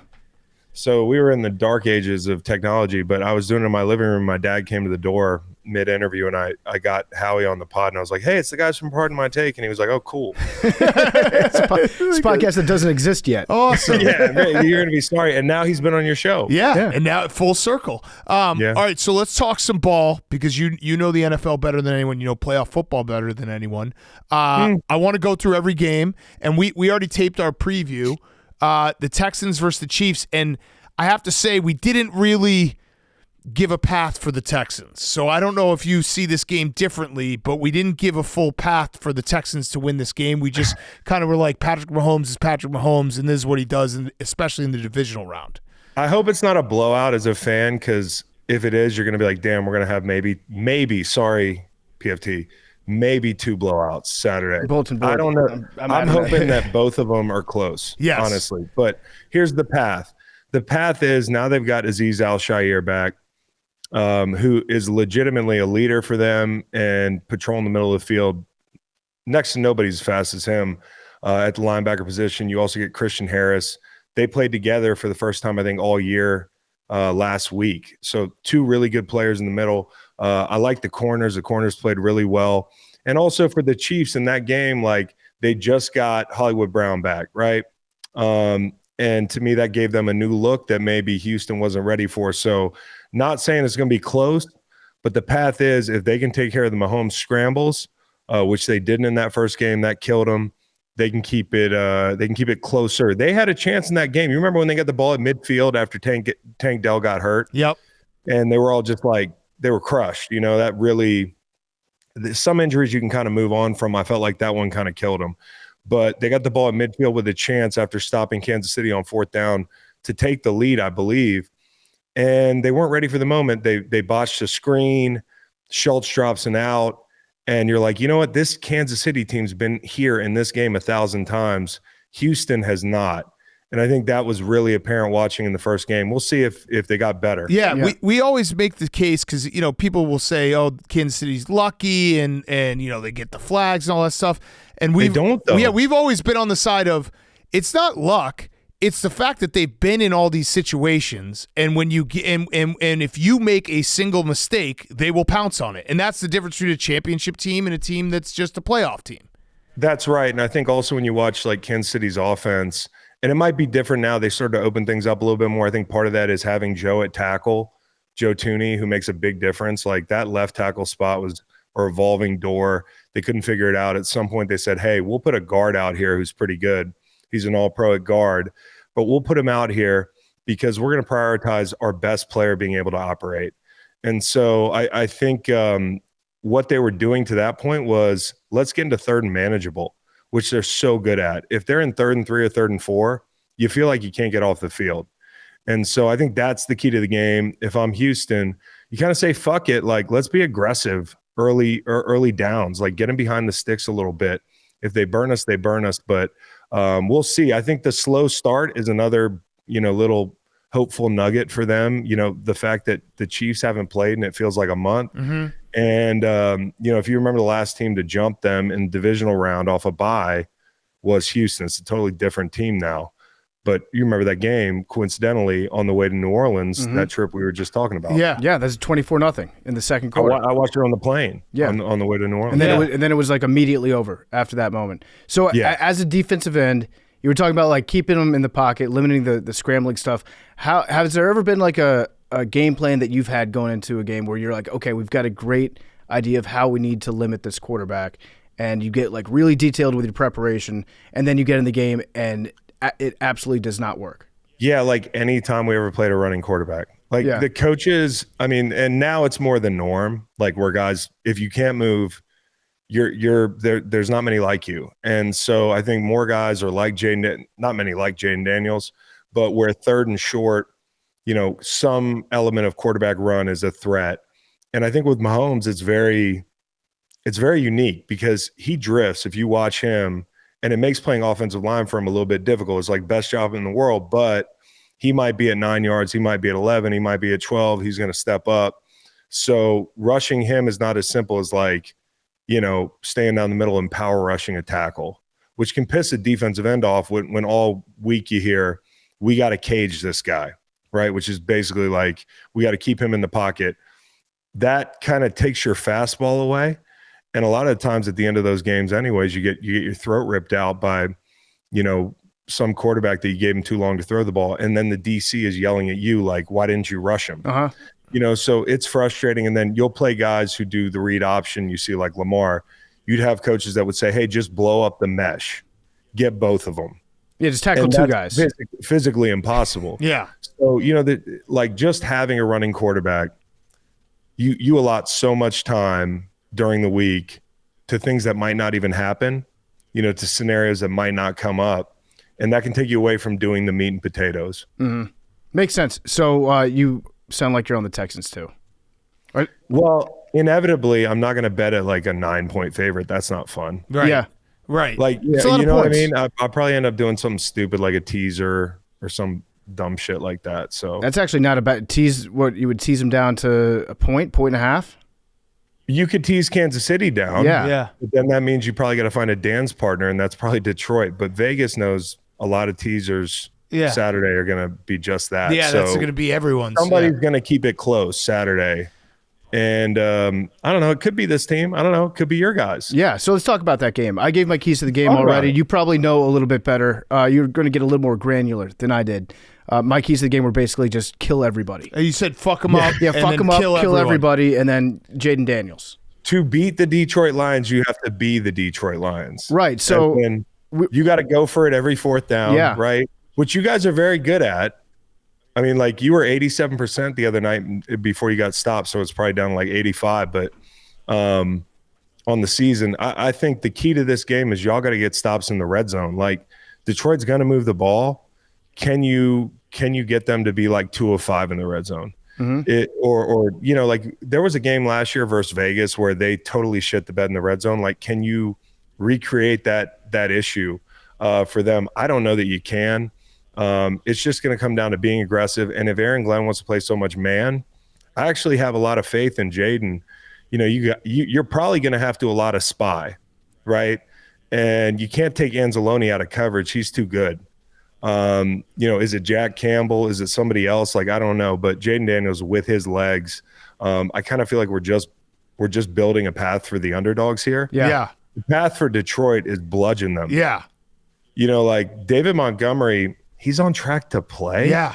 Crazy. Like it's like nuts. Like this team is so tough. Everything they've been dealt this year, they've just dealt with it. I mean, and Dan Campbell, you guys, I know you guys love him, but as a football player, the longer he coaches this team, the more I'm impressed with him. Yeah. I mean, they really have not flinched all year long. I got a question about the Detroit defense, and you can explain this a lot better than we know that the green dot is important.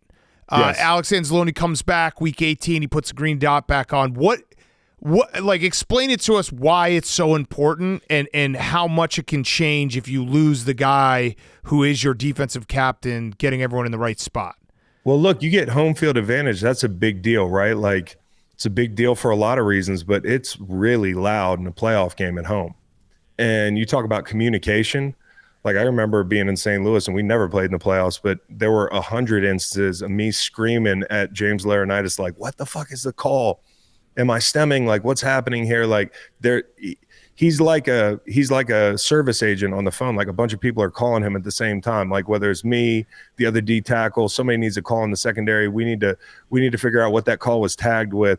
There's just a ton of like communication issues. But then not only that, like, he's a great cover guy. Right. And in the NFL now, we kind of went through this thing where like backers not important. Coincidentally, running backs not important. They're important again. But backers are really important. You play, and we're not talking about the Commanders so much, but any of these like souped up West Coast offenses, like, you got to have guys in the middle that are rangy and that can cover. I mean, like the Eagles, we're going to talk about them in a second. They lose Nakobe Dean in a game where, Matt Stafford is going to be trying to chunk the intermediate part of the field all day long. And you see it like when they played Minnesota. Minnesota gives up a lot of chunks in the middle. Having a dominant backer in the middle of the field, like, imagine if you have, like, I'm not comparing Anzalone, but to illustrate the importance of the position, Fred Warner changes the entire game. Right. And I think, like, for the Bills, when we get to that game, one thing we'll talk about is they were down 3 backers in that first game. So it matters, not just having the green dot, but having good players in the middle of the field. Yeah. You think any chance the Lions break out the Todd Bowles defense, the double quarterback spy? Where Todd did that at one point. I've never seen that before. I don't know. Hey. I don't know why. It doesn't really make a whole lot of sense. It didn't work. I don't know why Todd Bowles did a lot of things he did down the stretch. Like, I was really disappointed in that Bucs team. Like, I kind of, when you pick a team to win the division, you kind of get married to them and you fall in love with them and you justify all their mistakes. And you're like, well, that wasn't that bad with what they did in Dallas with the season on the line. Like, they're better than that. But in the biggest game, they kind of pissed down their leg with procedural stuff. And the point I want to make is the Commanders, they've won a lot of close games this year, including that game. I mean, when they beat Chicago, Stevenson was being an idiot. When they beat Atlanta, there was bad clock management by Raheem Morris. And then last week, the Bucs, with the 3rd and inches, with the jet sweep that they drop on the ground, like, there's a lot of teams that have been fucking it up, not taking anything away from the Commanders in close games. Detroit doesn't do that. Like, they're as well coached on both sides of the ball as any team in the league. Are you worried when you talk about the red zone? Obviously, I assume that Dan Campbell's going to keep coaching the way he's coached, and anything 4th and 4 or less, he's going to go for. Are you in the mindset? Because I've seen people be like, "Oh, I can't wait till Dan Campbell fucks this up again in the playoffs." I've been a big believer in, like, dude, he knows what he's doing, and it's also not a secret to his team. Like, I think when we're sitting on our couch, we're like, what is he doing? It's going to be so deflating. Those guys in the huddle, they know what he's going to do, so they're prepared for it if they don't get it. Dude, I think it's twofold. Like, number one, the schematic part of it, which is like the plays they're calling on 4th down are working. Even when they don't execute it, the plays were there last year in those big moments against San Francisco. It's like Shane Steichen last year with the division on the line, giving the ball to Gardner Minshew and throwing the ball in the flat. Right. And everybody second guesses the call, but it's the execution of the call. So the right calls are being made. And I think also you listen to his players. After that game, their faith in his way of doing things was unwavering. And so, like, that's a big part of it. And I liken it to, like, if you have a dad who walks around beating guys up, and, like, if he turns down a fight, you're like, Dad, wait, that's not who you are. Right. Like, I feel like every time Dan stares a 4th down in the eyes, like, it's like a game of chicken, and all his kids are watching. And if he turns it down, they all look at him like, what the fuck was that about? Yeah. And This game is like literally my Dan could beat up your Dan. yeah. My dad could beat up your dad. Yeah, and exactly what it is. And from a defensive perspective, like, I know people will say, like, oh, the defense must be, deflated when they don't get the 4th down. I feel like the defense knows what the offense is going to do. Like, that's part of it's complementary, that they know you're going to probably steal a couple, and you might have a couple where you get put in a bad field position. Well, that's what it comes down to for me, is like when you play Detroit and being on a defense, knowing it's a lot of the reason I think Greg Olson has spoken to this, like decisions to force a team to drive the length of the field or have to kick a field goal at the end of the game. Like what you do offensively dictates the tone of the next possession. The tone of a possession where an offense has 4 downs is uneasy for a defense. Right. Like everything you do is different. And I think you're always in that mode playing them, and it can create a lot of discomfort. That's why I think like early down pressure, like when they played Buffalo, the reason Buffalo won that game is because they got them off the field like twice in the first half. And if you're to believe that the Commanders are going to beat man coverage and run up some points, then all you have to do in this scenario to keep it close is get them off the field once or twice. The way you do that, in my opinion, is time up a blitz when they're going to play action and get Jared when he turns his back and try to, cook something up on second down, get him in 3rd and 12, get him in 2nd and 13, something like that. And then you got a shot. Yeah. It's going to be a very tough battle. The Lions are obviously a great team. I think Dan Campbell has done a great job playing into the whole Macho Man Dan thing, and he throws like a lot of red meat out to the press a lot. He's like, yeah, I do push-ups in the shower. That's where I work out. Is that what he said? Yeah, he said he gets his workouts in when he's in the shower. He says that, he'll bite a kneecap off. We're going to drag you down. We're going to drown you. I heard that. I think I'm more concerned with like walking into the shower, try to get a shower if I'm like the O-line coach. I think and Dan's doing naked push-ups in the shower. I think he means like at home that he works. Oh, okay. That he works, but not in the communal shower. Yeah. But again, I don't necessarily buy into everything that he says like that, because I think he does a very good job of playing to this persona and then hoping people underestimate him. He's a super smart guy, because if you look at how aggressive he is, he actually just goes for it when you're supposed to go for it based on math. So like he knows those numbers. He's the guy that what you see is what you get, but there's also a totally different element to him, as you just talked about. And think of who he learned from. Sean Payton's one of the most aggressive guys in the NFL, like faking a punt last week, stuff like that, the Super Bowl, the onside kick. So he's got that like Sean Payton edge to him. And he's also got the intellect that comes with Sean Payton's one of the greatest coaches to ever coach, in my opinion. And he's so ball smart. He got all those situational nuggets from him. And then he puts his very physical, like caveman edge on it. Mm-hmm. And you kind of, I liken the team to a Ferrari with mud tires. Like they can do anything. You go 4-wheel drive, they can go 200 miles an hour. And that's what the Ben Johnson element gives them. The offensive line's awesome. Everything they do looks the same. It's all in sync. They're incredible. Yeah. But they could lose 2 coordinators. Yeah. Yeah, good point. They could lose 2 coordinators. All right, so Sunday, what's wrong with Jalen Hurts? What's wrong with the Eagles' offense?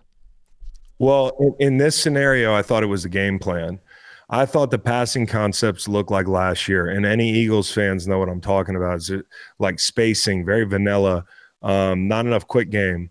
But I also think the game kind of played out in a way where they knew when they jumped on that football and turned it into 6 in the first 5 minutes of the game, Jordan Love can't hang. He might be dinged. Our defense is, they're physical. They're really good.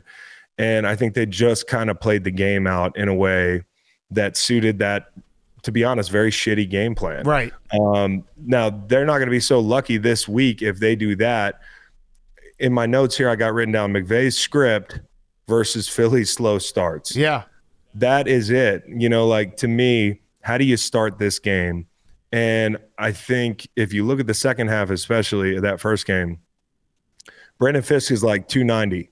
He's a great player. Love him. Turner, great player. Love him. 297.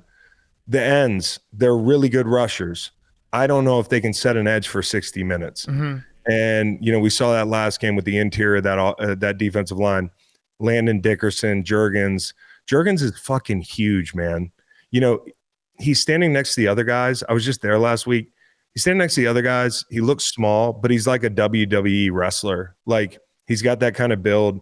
And, the guards are big, powerful. The tackles are big and powerful. I would just lean on these guys. Yeah. And so that's it. The concerns I have is like with Nakobe Dean down, as I alluded to, Stafford in the middle of the field, if he's got time, I think there could be some uncomfortable moments in pass defense. Yeah. Where's your heart at in this game, Chris? This is the Chris Long Bowl. Yeah, it is. The Rams, Eagles. My heart's with the Eagles, man. It's super weird because, playing there the last 2 years of my career, when St. Louis cut me after 8 years and moved, it felt to me like, all right, well, I am a Ram, and I do feel a lot of pride when I watch like Jared Verse play. or not Nakobe Dean, I'm all over the place, or Byron Young, or the two interior guys I just talked about. I take pride in like, oh, there's another group in horns like our D-line back in the day. Like there is a sense of pride there. And I still talk to people in that organization. I have no bad blood. But when the team moves across the country, it doesn't feel like home as much. You don't get out there. And then obviously being a St. Louis Ram, I'm always real cognizant of like they have Super Bowl parties without the game on. That's how much they hate Stan Kroenke and the LA Rams and the concept of it. And for me, I don't have that same vitriol. But I was actually supposed to go out last week and be legend of the game. And, of course, the game gets moved, forest fires, the whole thing. So that got rain checked, and then I ended up in Philly. When I go to Philly, man, it just feels like home. You know, it's like the most recent thing I did. And that city, like what we did there, excuse me for really enjoying being there. Yeah, it makes sense. That makes perfect sense. You walk around that stadium, Bo told a story on our pod this week where like it's legit, like the people in the yellow jackets are like, wherever you want to go. And I don't know if they want to hear that. Like Dom's like, where do you want to go? Come on, Boo. He walked me in the locker room. Supposedly Bo was in there before the game, sat Bo down in the coach's locker room, gave him a cannoli. He has like a stack of cannolis in his locker. Big Dom does? That's so awesome. Oh. And he just pulled out a cannoli. He's like, hey, just you and Kelsey just take a seat. Wait, Chris will be down here soon. So the feeling you get when you go back, it's hard for me to say my heart's with anybody but the Eagles, but I think it's going to be a great game. And I think Matt Stafford is one of the best quarterbacks left in the damn playoffs. Yeah. Future Hall of Fame. He looked good last week. He looked kind of shaky in December, but what we saw last week, like my concerns with Matt Stafford, I think they're gone. I agree. mean, him playing outside, that's kind of a different story. But he looked so good last week that now I'm like, the Rams could do it. They're scary, man. Like this is the one matchup for them. Like if they can win this game, look out, because the one matchup I worried about for them was versus this offensive line and Saquon. Yeah. Okay, quick break from our interview with Chris Long. Talk to you about our friends at Doritos. With Patrick Mahomes' help, Doritos just revealed the top 3 ads that are still in the running to win the Doritos Crash the Super Bowl. We played them on last show. Now it is up to the people to choose which creator will win $1 million and have their submission run as Doritos' 25th Super Bowl ad by voting for their favorite fan-made ad at DoritosCrash.com. Now until January 28th, fans can visit DoritosCrash.com and cast their vote for who they think is the winning ad. Will it be abduction, barbershop, or charades? 11 days left to vote. Vote for the next Super Bowl ad at DoritosCrash.com and go get some Doritos. We got the Cool Ranch here. What is this? Sriracha. Golden Sriracha. Really good. Just tried those. The Cool Ranch, the goat chip. The goat chip. So go right now, visit at DoritosCrash.com and vote for your favorite ad. And thank you to Doritos. We're going to eat Doritos every single day because I love Doritos. All right, now here's more Chris Long. How much does we were talking about it when we were doing our preview that we don't probably take into account cold weather enough when it comes to these playoff games. How much does it really suck, and who does it suck most for? The fast guys. Really? I think. I like we got more meat on our bones, and for me, as a guy who was like quick, athletic, but not fast, I always felt like when it got cold, if I could just run the same speed, then I was as fast as the other guys.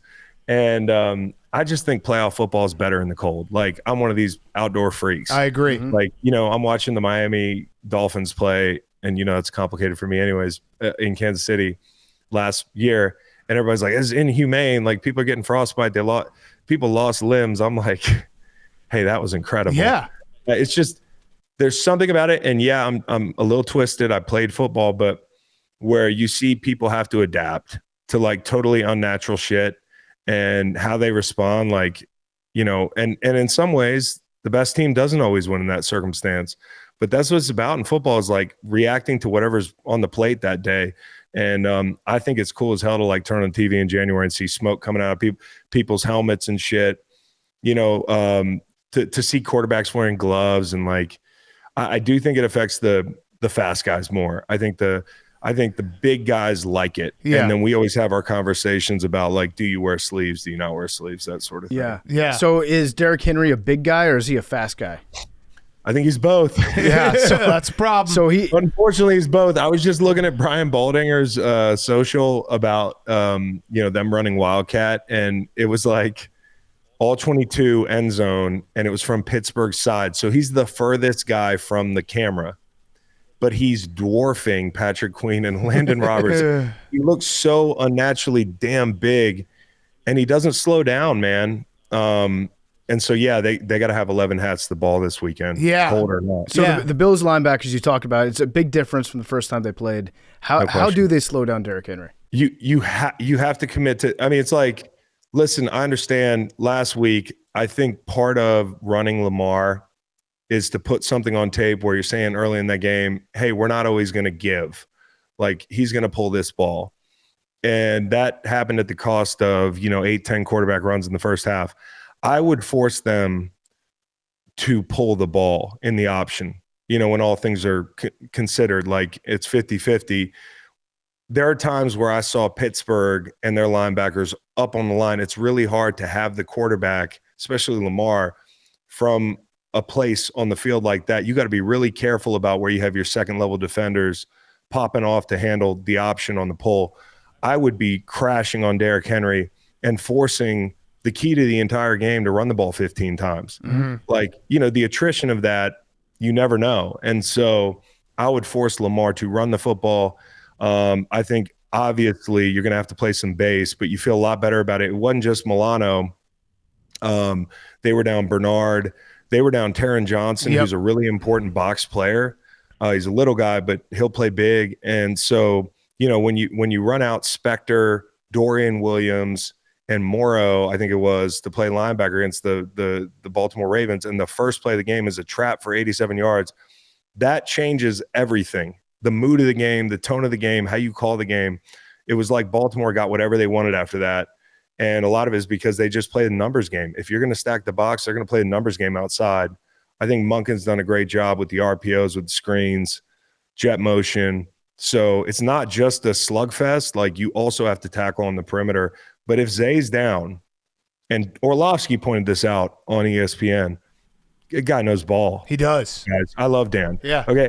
But he pointed this out, with Zay Flowers down, not only can you play more man, but the run fits are better off for that. So I think this team's changed a lot. And for Baltimore fans, I'll say this is the best team in the playoffs coming in. Yeah. Mm-hmm. And they played fantastic down the stretch. They've changed a lot too.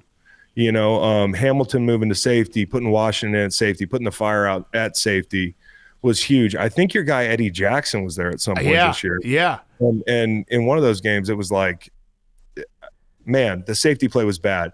So they improved that. I think another thing is, that game was one of those games for Buffalo where it became apparent they got to go get an outside guy to pair with Coleman. And so they get out and they get Cooper. They don't really have a number one. I think their number one is Shakir. Mm-hmm. Agreed. I think he's the most important guy. And he left that game in the second quarter, I believe it was. So he didn't get a full day's work. I'm not making excuses for the Bills, but I think even Harbaugh said it like this. You can throw that first matchup out the window. And usually you can. I remember 2018, we're defending the Super Bowl. We started 4-6, and we played down in New Orleans. They beat us like rented mules. It was like 47-7, and Peyton didn't let off the gas pedal, fucking ran the score up. And we play them a second time. It's a low-scoring ball game, and we're a couple big mistakes away from winning that game and going back to the NFC Championship. So things change a lot in 3 months. Yeah. And I also think Sean McDermott's a great defensive coach. Like, I think he will figure out a wrinkle to throw at the Ravens. When you are talking about like a wrinkle, so to speak, let's even go back week 18, the Vikings and the Lions. It felt like the Lions had something they hadn't shown before, and they did a great job with Sam Darnold. How long, when you go in with a game plan, you're like, we're going to throw something at them that they haven't seen? How long does it usually last where it's like, until it's like, all right, now they're going to be able to adjust? Well, if it's one thing, it can be fixed pretty quickly on the sideline, on the tablets. And usually that was above my pay grade when I was a player. They were usually arguing about it in the linebacker circle or whatever. It's like, this motion means this, or, hey, they're trying to out leverage us doing this. And you make one adjustment. But I think a lot of the times it can really, that counter punch can knock you off your feet for the entire game or to halftime. I felt like Detroit, you brought that up, and the Rams took that same game plan to play Minnesota. And, I think when you watch Minnesota, for instance, they knew that like the longer in the down you go, the more dangerous Minnesota is. Your zones expand, they find creases, but they also know that as good as Darnold has been statistically against the blitz, this offensive line was in bad shape. Mm-hmm. And so I think you come into the game and you're worried about protection, but you don't think they're gonna blitz that much. And I think then you go play LA and it's in the back of your head. And this is what makes, what happened to Minnesota so like it wasn't going to change. They knew coming into that game the same thing could happen. And they didn't call their best game, but it still happened. Right. And so sometimes it's just like, hey, we got you where we want you. And we're going to find out early in the game if you can block the edges. Like the other night, there was a sack on Sam in the first quarter where it was like a sandwich. Yeah. And both of those ends just fucking ran through the tackles. That's like a code red thing. Right. And sometimes you don't know how Brian O'Neill's anchor is going to hold up. Mm-hmm. You don't know how the left tackle's anchor is going to hold up. You should have from the first matchup. But yeah, it can really knock you off your feet. That's my favorite. One of my favorite parts about football is like Sean McDermott can throw a wrinkle in there. You can even steal one possession. Kind of going back to like your, the Commanders-Lions game. You can get him off the field once and a half. That could be the difference. If especially in this game where it's Josh and Lamar who could score every possession if they're playing well. I think it could be a lower scoring game. I don't know. Like, I think for Buffalo, the key is going to be being able to run the football, obviously. And I think they've done a great job. Both of these teams, you kind of get lost in the shuffle talking about Baltimore, who does a great job, obviously. But Buffalo, and shout out to their offensive line coach, Aaron Cromer, and that whole group, like, they've done a great job. And they were in a lot of gap scheme last week and just kicked it. If you didn't watch the Denver game, and most of us did, and I was drunk and tailgating watching, but then when I went back, I was like, holy shit. Yeah. It was like, and this is an example like, early and often in the game, Vance Joseph probably had to contend with, we can't stop the run. Yeah. Yeah. Which puts you in a bind. And I think for Buffalo, what makes them good is I alluded to them not having a number one. They really do. And that's why people were doubting Josh at the beginning of the season. He's got a lot of good options, whether it's the tight end, whether it's Shakir, whether it's Coleman, and they're all different. And now you got Cooper. And another thing is the backs out of the backfield. The backs out of the backfield can be a problem in this game. So I would look for that. Yeah. Shout out Aaron Cromer, punched a kid. Yeah. It's interesting because he said he doesn't like have a true number one, but I look at it like he just doesn't have a receiver where everybody is asking, why isn't this guy getting enough targets? Right. So which is nice. It's good. He's got really good options. Like Coleman's been pretty good as a rookie. And Shakir, the more I watch Shakir, I'm like, yeah, this guy is a legitimate star. He's awesome. He's awesome. He is awesome. And when you look at the Ravens, Hamilton is the guy you got to know where he is. And it's easier now with them moving him to safety primarily. You know where he's going to be. I think this is a game where you could get after Brandon Stevens. Yeah. And not to call somebody out, but like if you're playing the Ravens, you take your chances outside. Whereas last week with the corners they have, they were like, hey, it's going to be run game. We'll work the middle of the field. And that's what Josh did. This week it's about outside the numbers. Yeah, so if you're looking at all the coaches still remaining, and we're just talking about like during the game, X's and O's during the game and being a tactician in between the white lines, who is the best coach that's remaining? Well, I got to give my respect to Andy Reid, number one, right? And part of that is the extension of who you have as your coordinator. He's got Steve Spagnuolo, who is a total stud and, has turned down opportunities to go back and interview as a head coach before. So I put Andy Reid number one. And then number two, I think Sean McVay is a wizard. I really do. I think Sean McVay is one of the best coaches of our generation. I think he's that good. And I got to put Dan up there because of his coordinators and his cutting edge kind of decision making in game. Dan Quinn, yeah, I agree. And then I'm not going to ignore my boy Sirianni. I know that there's a hook here, and I got the Eagles hat on. But you're asking about tacticians, and he doesn't call plays. But I just want to point this out, the record is the record, and I think anytime you listen to players talking about his way of communicating, motivating, having a team ready to play, he's had some bumps in the road, but he's also like our age, dude. Like, not to say McVay's not young, but like I think he can grow, and he's grown even in this year alone, I think. And hiring Vic Fangio was fantastic. I mean, Vic has been like, you think if you had to take a head coaching job tomorrow, like one of us did, we would probably hire a former head coach to be on the staff somewhere, right? Right. And I think Vic adds a lot in this game and on the defensive side of the ball. So I just think it's Reed, McVay, in that order. And then you've got a lot of guys that don't call plays. Harbaugh doesn't call plays. Sirianni doesn't call plays. Dan Quinn's a defensive guy. It's fun to see that defensive guys are back in the NFL and like culture guys too, and they're showing up this deep into the season. Yeah. It is. I had a question about coaching because we have the coaching hiring and firing going on right now. When you went through a few different coaches with a handful, with the Rams, what is it like when you're sitting there waiting for the new coach, and like what are you hoping for, and what happens when that new coach gets hired, and like how quickly they can maybe change the culture or maybe they don't?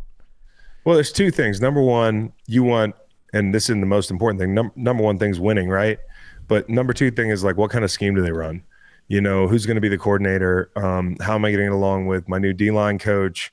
What, is the scheme going to be prohibitive of me like taking that jump? Like when I was a young player and watching Spags getting hired, I was really excited, but we weren't good enough to turn that thing around. And the thing I didn't think about was like, what kind of defense does he run? Like that's what I should have been thinking about. And that was different. Like I had to play in a 6 technique. And, like the defense was a little bit different than the one I played in the year before. And then when Fish came, I'm like, okay, I'm back in a wide 9. This is a lot of fun. You start calling players that played for him, or played for him. If you got somebody in your Rolodex, you hit them up. But it's usually like, it's like opening a Christmas present, but you have to do it like every week if you're a St. Louis Ram. Right. Like it feels like it happens way too much. But by Jeff Fisher, I was like, hey, whatever happens, happens. And he ended up being like my favorite coach that I had in St. Louis. So, I think I had a total of like 5 or 6 head coaches, if you include like interims and guys that came and went in St. Louis. But, it keeps you hungry if you're on a bad team and the coaches change all the time because you got to prove it to the next group. Yeah, that's true. It makes it harder, but it also keeps you hungry. And I feel like we're right at that time in the cycle where Spags is starting to he's going to get some interviews. People are going to be interested in having Spags as a head coach. At some point, I feel like the thing I mentioned, culture guys, defense, I mean, that's kind of back in vogue. And I think at some point, like things can get stale. It hasn't with him. I think maybe the day Chris Jones moves on, I would consider it. Yeah. But I think the interesting job right now that we're talking about is Vegas. I texted Dan the other day. It's kind of a wild card, but it's starting to shape up a little bit. The fact that would y'all send a private plane down to pick him up to come interview in Chicago? Yeah. I don't think it'd be the worst hire in the world. Like I think court of public opinion has eventually come around on McCarthy. There's some guys that are never going to like him, but the players like him. And at the very least, I think they have a high floor with him. Yeah. But what that tells me is that Ben Johnson might not be the guy, and it makes sense because of the GM alignment. Yeah. If you guys have a GM in place, like Ben has made it, and Ben's done a really good job. Sometimes you can make yourself really valuable, not just by your play calling, but turning down the job last year. It adds a little bit of mystique, right? Like you're like, I don't put out. Yeah. Right. Everyone wants you a little more. But you're exactly right. Like this is going to be a very interesting test case because if he takes the Raiders job seemingly without a quarterback, turns down the Jaguars and the Bears, he's basically saying like, you guys should have fired your GM. Tom Brady. Yeah, and you should have fired your GM. You should have given me a shot to bring in my own GM. Like that was stupid of you. And hopefully you're not kicking yourself because if he's like as good as people say he's going to be, like then maybe you are. But I think what's interesting about the Vegas job is like Mark Davis is not like known to be a cash fluid guy. Yeah. And I hate to talk about me and PFT's a good buddy. Yeah, good friend. That we met at the Win. Yep. By the koi pond. I was so high on mushrooms. I was hey, hand up. Hey, we had just come from, I don't know where we had come from, but I was like, there he is. Let's talk to him. But there is a rumor that he's floated like a really big number. And if he did that, what a burn the ships like move that would be. Right. Especially considering all the coaches that he's had to buy out. And, I think the Tom Brady effect is real for Ben Johnson. He must really think like this is a valuable thing, and he must have been given some assurances, along with the fact they fired Tom Telesco, the GM, last week. I think that bodes well for Vegas. But, the most interesting thing is this weekend, Tom's going to be calling that game. I know. And it's going to be so funny to hear him try not to talk bad or, just listen for the dynamic as the game goes on. Yeah, it's interesting. Big Cat's never said a bad thing about Mike McCarthy before. So No, I think he's totally cool You'll with be, it. you'll be fine. Yeah, dude. he'll be never, good. Never. How do we feel about you remember we talked midway through the season, and you were getting excited off the Jacksonville game. Yeah. And I tried to bring you back down Yeah, to you earth, did. but I think he's going to be okay, man. I like the kid. The the way kid. I'd say it is like you can't script a worse set of circumstances, and that obviously makes me look stupid because I said it was the best set of circumstances, which I'm a moron. But next year will be very telling because he literally went through 3 OCs, a head coach change. The interim was his OC for 3 games. He looked good, so it was a mess. Hopefully everything gets figured out. I was impressed with him this year, as bad as things were and as bad as he played at times.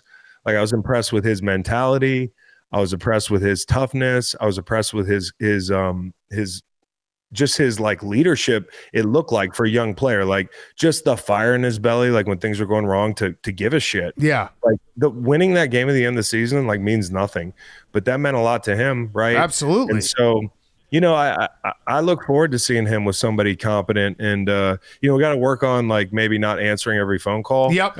Yep. That was unfortunate. That was very unfortunate. But I also think he played that off on pretty the well. chin, Yeah, man. exactly. That's That very was a good unfortunate. response to it. Rolled with the punches. Yeah. I've been telling Big Cat that Mike McCarthy, I want to see it just because it's very funny considering everything Big Cat said in the past about Mike McCarthy. Yes. To have him now be the head coach. Yes. That's an interesting dynamic. But I When you get him on, Yeah. I'm going to read them all. I'm going to read all the tweets. Yeah, I'll read all the tweets. But the more I think about it, it is a safe choice. And when you look at his history, he's probably going to make you a pretty good team. But Caleb, in my opinion, physically has the tools to be special, like an incredible quarterback. Mike McCarthy, if you're looking at him as like a high floor play, I don't know. I think you can do better. I think that if you really want to maximize what could be a great quarterback, like one of the best, if not the best, in the history of your franchise, you kind of should take a shot at that Ben point. Johnson. Who would be the high floor play? Ben Not to put y'all Johnson. on the spot. Ben Johnson. Well, I know Ben Johnson, but how do we know? I think McCarthy is going to be good. I don't know if he's going to be great. Ben Johnson's a swing for the fences. Yeah. It could Ben obviously Johnson's fail. swing for the fences, Yeah. but there's also like, hey, we have to build that offensive line that True. your 2 Absolutely. all-world running backs have been running behind. And Jared Goff's actually pretty fucking good. Yeah. No, So- he is. And it's, you're right. Like, you don't get Ben Johnson's offensive line when you get Ben Johnson. That's a pretty big deal. Can he bring the guys Yeah, with him? right. Right. That's a pretty big What about deal. like Sark? What about like some wild card? Todd from- Monken. I like Todd Monken. I don't know. I mean, there's some names out there. It's going to end Dabo. up being Yeah. McCarthy. Dabo Dabo. Swinney. Oh my God. I mean, they Please interviewed no. Matt Campbell. All right, I got one last question for you, Chris. This has been awesome. Everyone, like I said, go listen to Chris's podcast, Greenlight Podcast. They do a great job. Roback.com, RHOBACK.com, promo code TAKE, 20% off your first purchase. Q-Zips, polos, hoodies, joggers, shorts. I got new hoodies that are super comfortable. Oh, what a Roback.com. Great company, not to step on the Yeah, ad read. great company. All right, putting you on the spot. Favorite bet of the weekend? Ooh, favorite bet of the weekend. Jeez. Yeah, favorite bet of the weekend. Golly, I am on the spot, huh? I'm going to bet it. Please don't. Yeah, favorite bet of the Dude, weekend. I went like 55 and 31 picking 5 a week this week or this year or whatever it was, and I went 1 and 4 last week. So okay. Playoffs, I'm different Can game. you read me the lines at this point? Yeah, the Chiefs are 7-point or 8.5 point favorites. Excuse me. The Lions are 9.5 point favorites. The Bills are 1.5 point underdogs, and the Eagles are 6 point favorites. That's a lot of points in Philly. I know, but you want to do it. What's the first half Rams line? I mean, I'm not gonna say it. I'm not gonna say anything about Philly and the Rams. We can connect the dots based on what you've I'm already probably gonna. said. I'm inevitably gonna bet Buffalo. Like, Yeah. it just you're gonna do it anyways. Why don't we just do it? Yeah. Yeah, plus 1.5 at home. Just blood do oath. We're gonna bet Buffalo. I am. I know that game's gonna come around because I've said it. Like, I have no idea who's gonna win, but I know when the game is about to kick off. I'm like, yeah, fuck it, let's go Buffalo. Or you could tease the Buffalo Bills. Yep. With The Eagles. Philadelphia Eagles. Yeah, I like that one too. And then close to the heart, Yeah. on both things. I like teasing them with the Chiefs because I feel like Chiefs. You tell me that they win by 1 point or 1.5 points. That feels like a pretty good chance to take. Yeah. It does feel good, but it's not. It would make it so not fun if like you're like trying to celebrate like seeing an upset, Right. And that's the biggest enemy I have betting during the playoffs. Right. Yeah. I always love seeing the dog. Yeah, you don't want the guy. You don't want to be the guy who took the 1 seed against a 16, and then like Exactly. a UMBC happens. I did that. Yes, and then you can't even. Well, you fucking motherfucker. You won a title the next year. It doesn't matter. What, you bet against? Now Tony Bennett's gone, I dude. I know. You bet against UMBC? No. What's the big deal? But then? I was at a wedding that weekend. And it was like a Baltimore wedding, and there were like 10 UMBC people at least. That's got to be the most UMBC people in one room ever. In one room ever, and they just happened to be like at this fucking wedding, and I'll never forget like waking up so hungover the next day, and all the people that gave me the like, hey, tonight on the way in, they fucking they didn't even mean it, and they were right. Oh, that's brutal. I like CJ Stroud over 14.5 rushing yards. I like that a lot as well. too. Yeah. Yeah. You know what? Hey, shameless plug. You could check it out on our show. I'll have my shit together by then. Love with it. The gambling. Love it. Because I it's too early in the week. Okay. Check it out. Sharps, we wait. Yeah. I've loved watching you on TV, Chris. You've been very good on TV. You've worked with Coach Belichick. What's that been like behind the scenes? Dude, he is the funniest motherfucker ever. I mean, he has the advantage of like surprise because you don't think of him that way. And even having been coached by him, I knew he was funny in his own dry kind of way. But like the production meetings in the morning, my face hurts from smiling. Yeah. And it's also, he's like a football dad. Like you just want to follow him around and ask him questions. He's been fun, man. And then he took the UNC job. The morning he took the UNC job, we were all like, he walks in the production meeting. We're like, Coach, I'm playing the UNC fight song. And he sits down and he's like, you believe everything you fucking hear in the media? And then 4 o'clock that day when we all leave, he takes the UNC job. So good. Well, he hasn't signed the contract. Has not. He's a steel trap, dude. Yeah. Oh, what? He hasn't signed the contract. Technically signed the contract. Well, he likes to make things interesting. Yeah. Always. All right. Well, Chris, you're the best. We'll see you in New Orleans, man. Thank you so much. Dude, can't wait. Let's get after it, man. Yes. Love a good time. Part of My Take is sponsored by BetterHelp. Every year, January brings you 365 blank pages waiting to be filled. In 2025, maybe you're ready for a plot twist, or maybe there's a part of your story that you've been wanting to revise. Life isn't about resolutions that fade by February. It's about picking up the pen and becoming the author of your own life. Think of therapy as your editorial partner. It helps you write new chapters and creates the meaningful story that you deserve to live. I've personally experienced growth through therapy in the past. It's helped me get through periods of loss in my life and help me focus on what's important for me and the things I need to prioritize when things get too hectic. I've really benefited and enjoyed going to therapy. I think a lot of people out there could also benefit from it. BetterHelp is fully online, making therapy affordable and convenient, and serving over 5 million people worldwide. You can access a diverse network of more than 30,000 credentialed therapists with a wide range of specialties. Write your own story with BetterHelp. Visit betterhelp.com/PMT today to get 10% off your first month.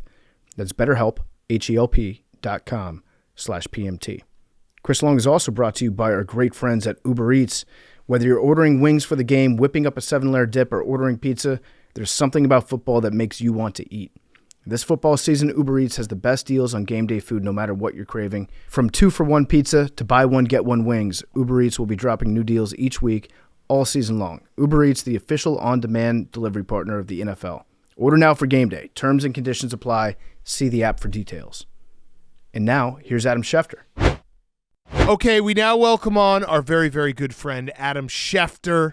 He's ESPN Insider. Now, I just want everyone to know that this is not going to cover our yearly combine tradition where we'll just go backwards into the entire year of tweets and stories. This is solely because we need to know what the heck is going on with the NFL coaches hiring, firing, where everyone's going. And I think we have to start in the most intriguing spot, and that's the Dallas Cowboys. And let me start with this. How close was Mike McCarthy to staying, and how did that all fall apart, in the last couple of days?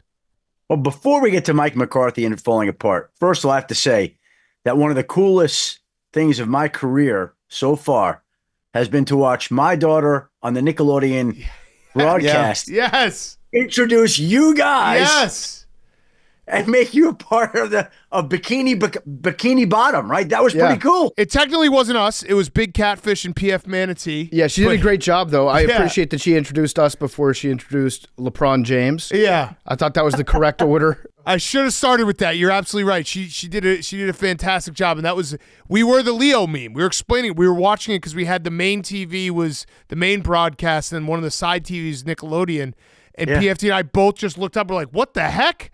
And she crushed it. Yeah, well, the funny thing is that was the first game that she's done. She's done 4 or 5 games that I haven't been right there with her. I had to be in Bristol on Sunday morning for Sunday Countdown, and I tried to figure out all these ways to get to Houston, and there were no late flights out, no early morning flights out. And so my son took her, and so I'm sitting there at home like a regular viewer watching her, and she pops on the screen. I think her very first hit that day was you guys, kind of showing you guys at the game. So I hope you guys enjoyed the we loved it. game of Bikini Bottom. And she did a great job. You must have been a very proud dad. Yes. Well, and the great part was I'm sitting with my wife, and I know that she's going to do the post-game interview, and I said, yeah, we'll see who it is. I don't think it'll be Joe Mixon, because I just don't think they're going to do that. And they said, let's go down to Dylan Schefter, who's standing by with Joe Mixon. I'm like, they did it. They did it. Sure enough, Joe Mixon uses the word ass in hell on the Nickelodeon podcast. Very funny. All right, so Cowboys, give it to us. What happened with Mike McCarthy, and then are they going to actually hire Deion?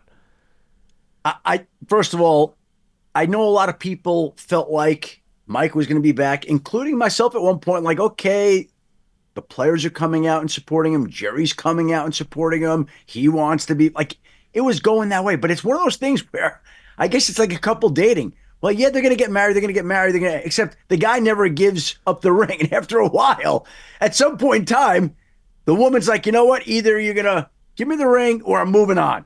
And I think they sat down, they went over football stuff all week long, and it became apparent that Jerry wasn't committing long term. They never, ever got into negotiations. They're moving forward with insights and observations about the football team. Now, was there something that was said or done in those few days between the end of the season till the time where both sides said that they parted or were going their own ways? I don't think there was. I just think it became apparent over the course of those conversations that the Cowboys weren't entering into negotiations. Like, okay, at what point do you realize, like, wow, he's eligible to talk to teams Tuesday at midnight, and there's been zero negotiating. Like, we're going to wait till midnight on Tuesday before you realize he's not going to be back as the Dallas Cowboys coach, or what? Yeah. And I just think it went in that direction, and to the point where both sides knew that was the way it was going to go, and then they memorialized it, made it official. Yeah. Because when they blocked him from doing other interviews, it felt like that's a move that you would make if you were progressing towards a new contract, right? Right. Yeah, yes, but here's the thing. I think sometimes you're trying to explain actions that aren't so easily explained with certain people. And also they knew that it wasn't like they were denying him the right to go take the Bears job, right? Because in-person interviews can't even occur until after the divisional playoff round. The Bears have been all over the map. Mm-hmm. And if Mike McCarthy is going to talk to the Bears, he's going to be able to do it next week, whether there's it then or now. I almost feel like it's like, again, to use that dating analogy, okay, the girl wants you to propose. You're not proposing. Well, can I go out with? No, you can't. But now a week later, you can. Like, yeah. It applies there too. And so I just think that in the end, ultimately, that's what they decided to do. Each side went its own way. And when they said no, you didn't know whether that meant that they were going to try to get something done, or whether they were just kind of being Dallas, and that's what they were doing, being Dallas. So, who? If you had to handicap three names that you could see going to Dallas, who is it? And we're all just intrigued about the Deion part of. Of course, of all everybody this. is, right? Yeah. And I think that again, we're going to hear other names come up, but I think Kellen Moore is a logical name because he fits there, knows how it works, can do the job on Jerry's terms, wouldn't cost what it would cost to hire Mike Vrabel. It fits in so many ways. But then you also have the allure of a guy like Deion Sanders. And it's not like Jerry, I don't think, has to interview Deion. He knows Deion, and Deion knows him, although you'd want to hear his ideas for the program and what he would be thinking going forward. And so, look, I think Jerry changed his mind a couple of times on McCarthy going along this. And I think it's possible, probably likely, that he, like other teams, you go through this process and you think, you know what? I think I kind of like this guy. And then you talk to this guy, you're like, well, I like that guy. And then this guy makes up ground. So it's hard to forecast exactly how it's going to come out. I would just say, like, Kellen Moore, square in contention. Deion Sanders, if that's the way Jerry wants to go, square in contention. Could we get a guy like Leslie Frazier or Jason Witten? Yes, I think it's possible. But I think that Kellen Moore is the logical name, and Deion Sanders is the really fun, intriguing name. Yeah. And we'll see where else they go. It's like the angel and the demon on Jerry Jones's shoulder. The splash hire is always going to be in Jerry's mind. He's like, Deion, instant excitement for the Dallas Cowboys, good for the brand. Kellen Moore makes the most sense.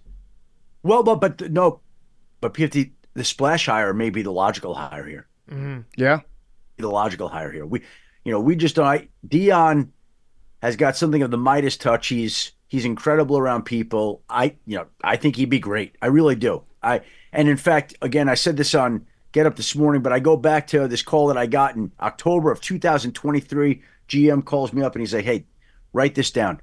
The next head coach of the Dallas Cowboys is going to be Deion Sanders." I'm like, "Really?" He's like, "Take it to the bank." I'm like, "Okay." Why do you say? Jerry loves him. He loves Jerry. It's going to happen. Will it happen? We're all waiting to see. It'd be unbelievable for everybody. Be great for the Cowboys. Be great for Deion. Be great for shows like yours and this. Mm-hmm. Yeah, big time. Right? Do you think that Deion would want his son to play for the Cowboys if he was going to be the head coach? I don't view that as a viable option right now. That doesn't mean that at a later date that couldn't happen. But first of all, Dak Prescott's got a no-trade clause in his contract. He's the highest paid player in football. They just paid him. Like, it's not practical to move off Dak, and I don't think they're thinking of moving. They want Dak to be there. And by the way, like, are the Titans, who have the number one pick, where you potentially would have to be to take Shador, are they going to go trade that pick for Dak, the highest? I don't know about that. Yeah. Mm-hmm. Yeah. I mean, to me, that's more fantasy football. I know Deion has talked about the fact that he'd want to be with his son. Well, okay, but that would be ideal, but it's not practical right now, unless the Titans wanted to do something. So I think it's more along the lines of he's got great respect and affection for Jerry Jones, and it's the Dallas Cowboys. And I don't know if he still has his house. I still think he does. He's had a house in that area. Yep. Yeah.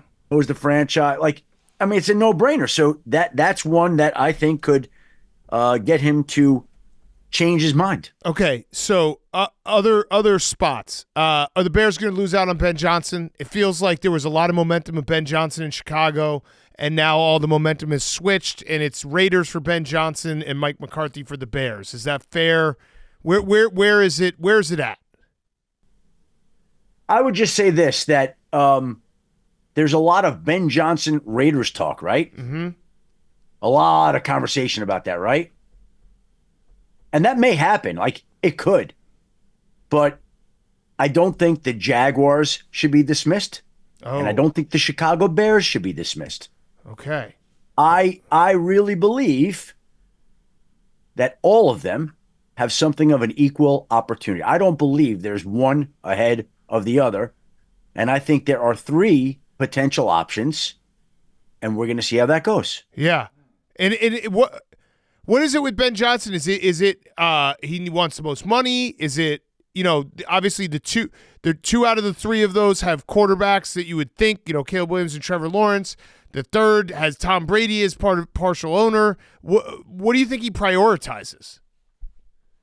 I think when you're going through one of these job searches, it becomes obvious to you and apparent to you over time who wants you most. And I don't mean in the form of money. You guys have been through this yourselves in your life. Just think back to people who have wanted you and how that became evident to you. And I think that Ben Johnson is going to be in a situation here where I believe he's going to be open to any one of these situations.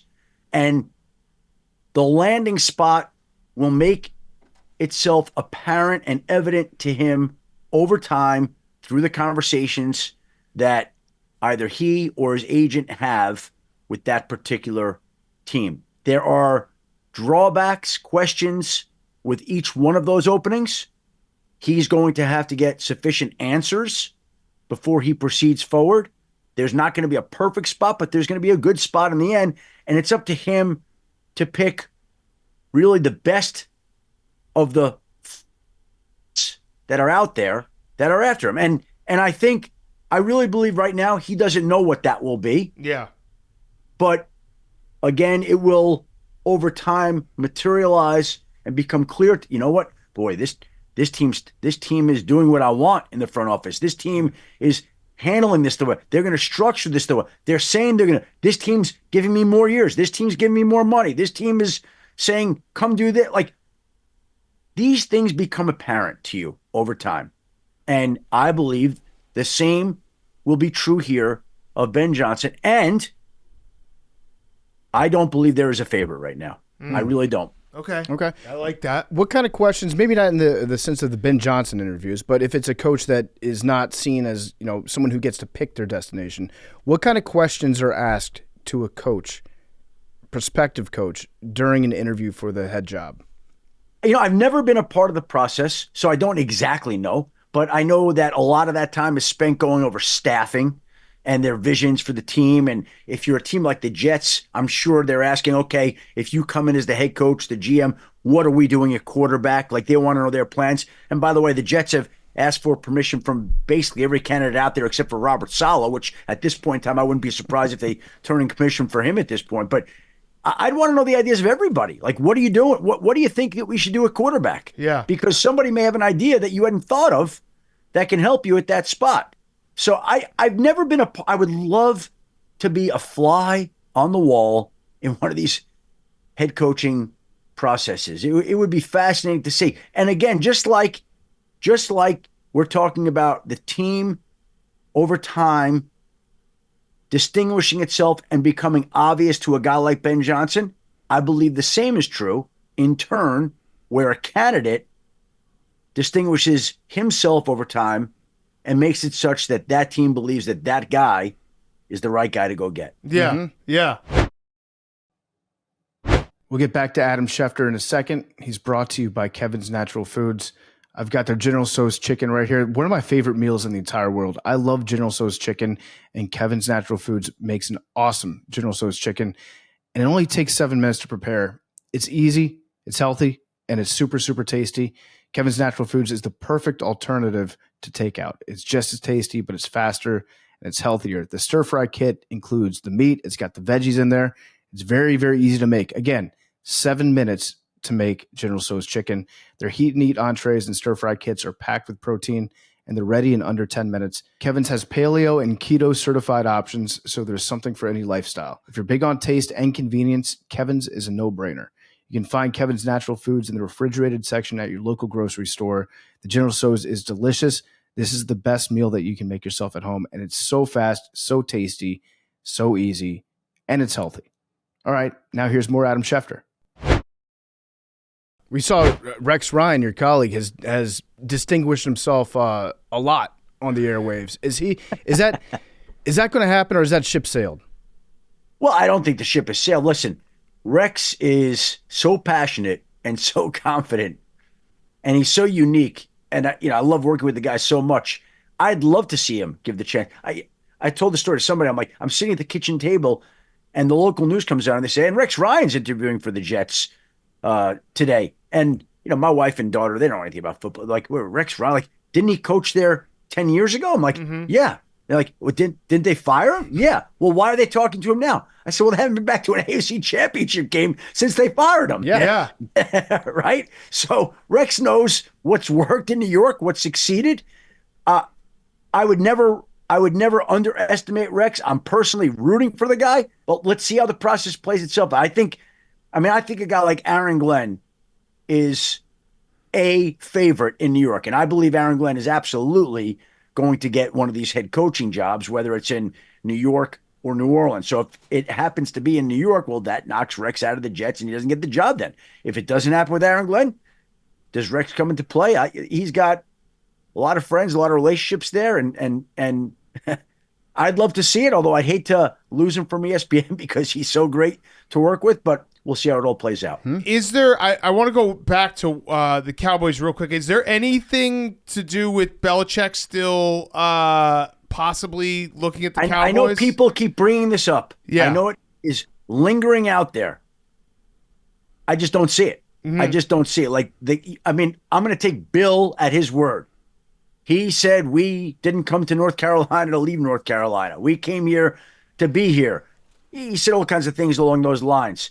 He's in high schools every single day. I don't care that his contract isn't formally signed. I don't care that he's connected to Here's my question, a better one. Let's do it in basic common sense. Give me a place right now where you believe he fits naturally as a head coach. Go through the openings, and I could blow up every one of those places for a different reason. Like, there's not even a logical fit for him out there right now. Possibly the Raiders with Tom Brady. No, don't see it. The Cowboys are the only one that comes to mind for me. And by the way, I understand why people would say that. I don't see it. I think Bill obviously had to be aware that job could open. Like, he's not an idiot. Everybody knew that McCarthy was in the last year. I'm sure that a close look was taken at that situation. For whatever reason, he took the North Carolina job. I just don't see a fit for him with these current openings anywhere, for me. That's one of the things that I was looking at when the story came out. I think it was Jonathan Jones reported that he has not signed his contract officially at UNC yet. I don't know how common that is. I don't know if it's one of these things where coaches frequently get to work before signing on the dotted line. I know he signed a term sheet, which is different, and it's not legally binding to him. But, I mean, Bill has signed a napkin before and said this is legally binding. Right. So, Yeah, well, the way it's been explained to me is they have an offer sheet agreement, which is common as the state of North Carolina works out the details. It's a process there to get a deal finalized. There isn't a gray area, but they have an offer sheet agreement, which is common in that state right now. Got it. So who would be a good fit for the Raiders? Well, Ben Johnson, I believe they're definitely interested in. Whether or not they see, that remains very much in question. And then if they don't get Ben Johnson, what do they then do? That's where I think it gets really interesting. Who is their next choice? I don't have an answer for you right now. Like, again, they haven't met face-to-face with a lot of these candidates. Yeah. We could just throw people up at certain spots and talk about it, but I don't know how much that makes sense right now. It feels like there's maybe too many teams, and I count myself as part of this, who are just banking on, we'll get Ben Johnson. Well, let me say this. I believe that Ben Johnson is the big domino here. Yeah. And so I think the Raiders are waiting to see what happens with Ben Johnson. I think the Bears are waiting to see what happens with. I think the Jaguars are waiting to see. So right then and there, the process is slowed down. Then we have the NFL and its clunky process slowing it down even more to where no face-to-face interviews are even allowed with coaches under contracts to teams until after this upcoming weekend divisional. So that slows it down. I mean, again, it's great to talk about and wonder about and speculate, but this is still really early in the process. Yeah. And there's a lot that's going to play out and a lot that's still going to change. Yeah. Let me ask you this. Is there a possibility that Ben Johnson does what he did last season and just says, I want to be a Lion? I don't see it this year. I don't see it. Ben Johnson has turned down 2 years of opportunities. And I don't care who you are in this league. At some point, you have to take the plunge. The money is too great. The opportunities are too great. You can't keep turning down jobs year after year. And again, the Lions might be this good again next year. They might be. But this is the NFL. They might not. And if they're not, and he doesn't take one, well, all of a sudden, you're on your coordinator salary as opposed to a head coaching salary of anywhere between, I don't know, 10, 11, 12 million dollars a year. Like, there's just too much money to turn it down again. Mm-hmm. I don't believe it's going to happen. I believe he's taking a head coaching job this year. Mm-hmm. You think maybe Glenn and Ben Johnson a little bit too focused on doing outside interviews, maybe taking their eye off the ball this weekend? That's why you have agents, though. That's why you have agents to go over that and gather all the information and find out the answers to the questions while you're coaching the game. Like, that's an agent's job. And he presents everything to you boiled down so that you can then sit down with your wife and figure out what's best before you're going into it. He has an idea of all, like, we're not oblivious to this. He knows what each organization is about. And by the way, yes, he's getting ready to coach in an incredibly important postseason where the Lions could make history and have an unbelievable, memorable run for that city. But he's a human being. He also is aware that there is a career-altering option in front of him. Mm-hmm. So, of course, there's going to be some thought given to that. Is the NFL going to do anything about Tom Brady being an owner of the Raiders and calling that game this weekend and then being able to interview Ben Johnson before? You know, here's what I say to that, honestly. Like, Tom Brady has spoken to Ben Johnson. He'll go through this in the interview. Do you think he's going to sit down there this weekend? Well, Ben's getting ready for the biggest game of his season and be like, if you come to Vegas, here's what we're going to do. And what do you like? Tom Brady is a professional. Ben Johnson is a professional. They're not doing that this weekend. I know there are sensitive people, but I think you have to be practical about it. What are we talking about? Yeah, and it also feels like, I assume, I've never been in one of those big production meetings, but aren't there like 10 people in there? Correct. So it would be a little weird it'll be use Tom that Brady. Time for the It'll be Raiders. Kevin Burkhardt. It'll be all the producers, the directors, Aaron Andrews, Tom Ronaldo. Like, they're all around there. So if he does it, we'll find out. There will be a leak. Now, if he actually does that. Yeah. If they wanted me for a glass of wine later to go, like, do you really think they need to do that? What are they going to go over there that they haven't before or couldn't in the future? Yeah. What do they have to do at that moment that has to get done the night before the Commanders play the Lions? Like, come on. Maybe Tom just flashes him that winning smile and charms him with his eyes. I was getting nervous about it. That could be. Yeah, I was, because I think the Bears are going to end up losing out on Ben Johnson and get Mike McCarthy, which it'll be fine. I'll just say this, Big Cat. Yeah. I don't know how it's going to go yet, but here's what I would say. He may not be a Bear. Absolutely. That's possible. But I would just say right now, at this stage of the process, right now, don't lose the faith. Okay. All right. I like that. All right. So, Schefter, I got one last question for you. This has been awesome. Again, we'll do our full sit down in Indy, which we always love. Go through. Did anything happen this year that there is to go over? I don't know. We'll find some stuff. We got things. some stuff, some beefs. Roback question, RHOBACK.com, promo code TAKE, 20% off your first purchase. Q-zips, polos, hoodies, joggers, shorts, roback.com, promo code TAKE. Please tell me that the NFL is not going to change how the seeding works because one season the Vikings won 14 games and had to play on the road. It's never happened before. I don't see them changing it anytime in the future. The league is always looking at ways to innovate and improve.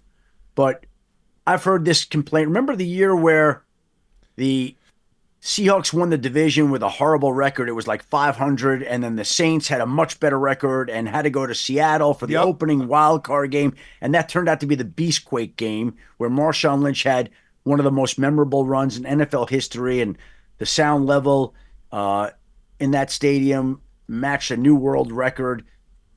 The league is intent upon rewarding division winners. I don't see that changing anytime soon. Okay, good.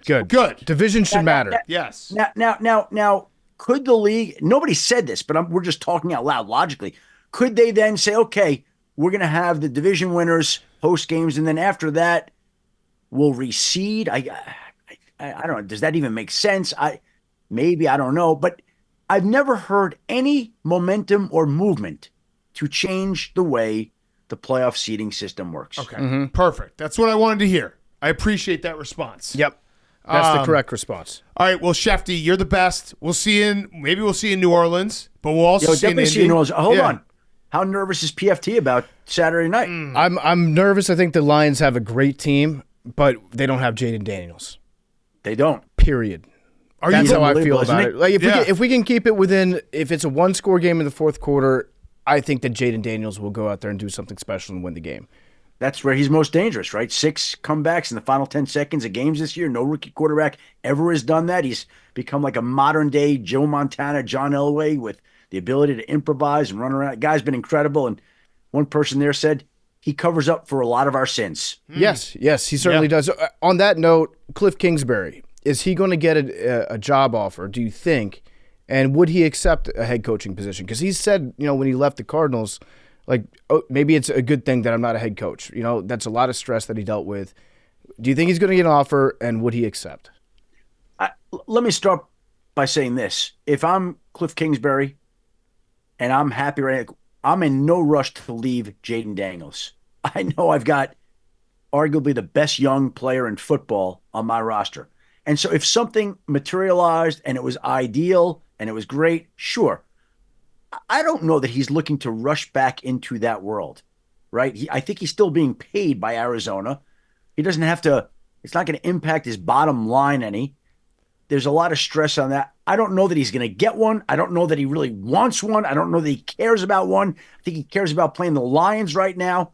And we'll see how that process plays itself out. Like I said, to me, Ben Johnson, Aaron Glenn getting 2 of the 6 openings.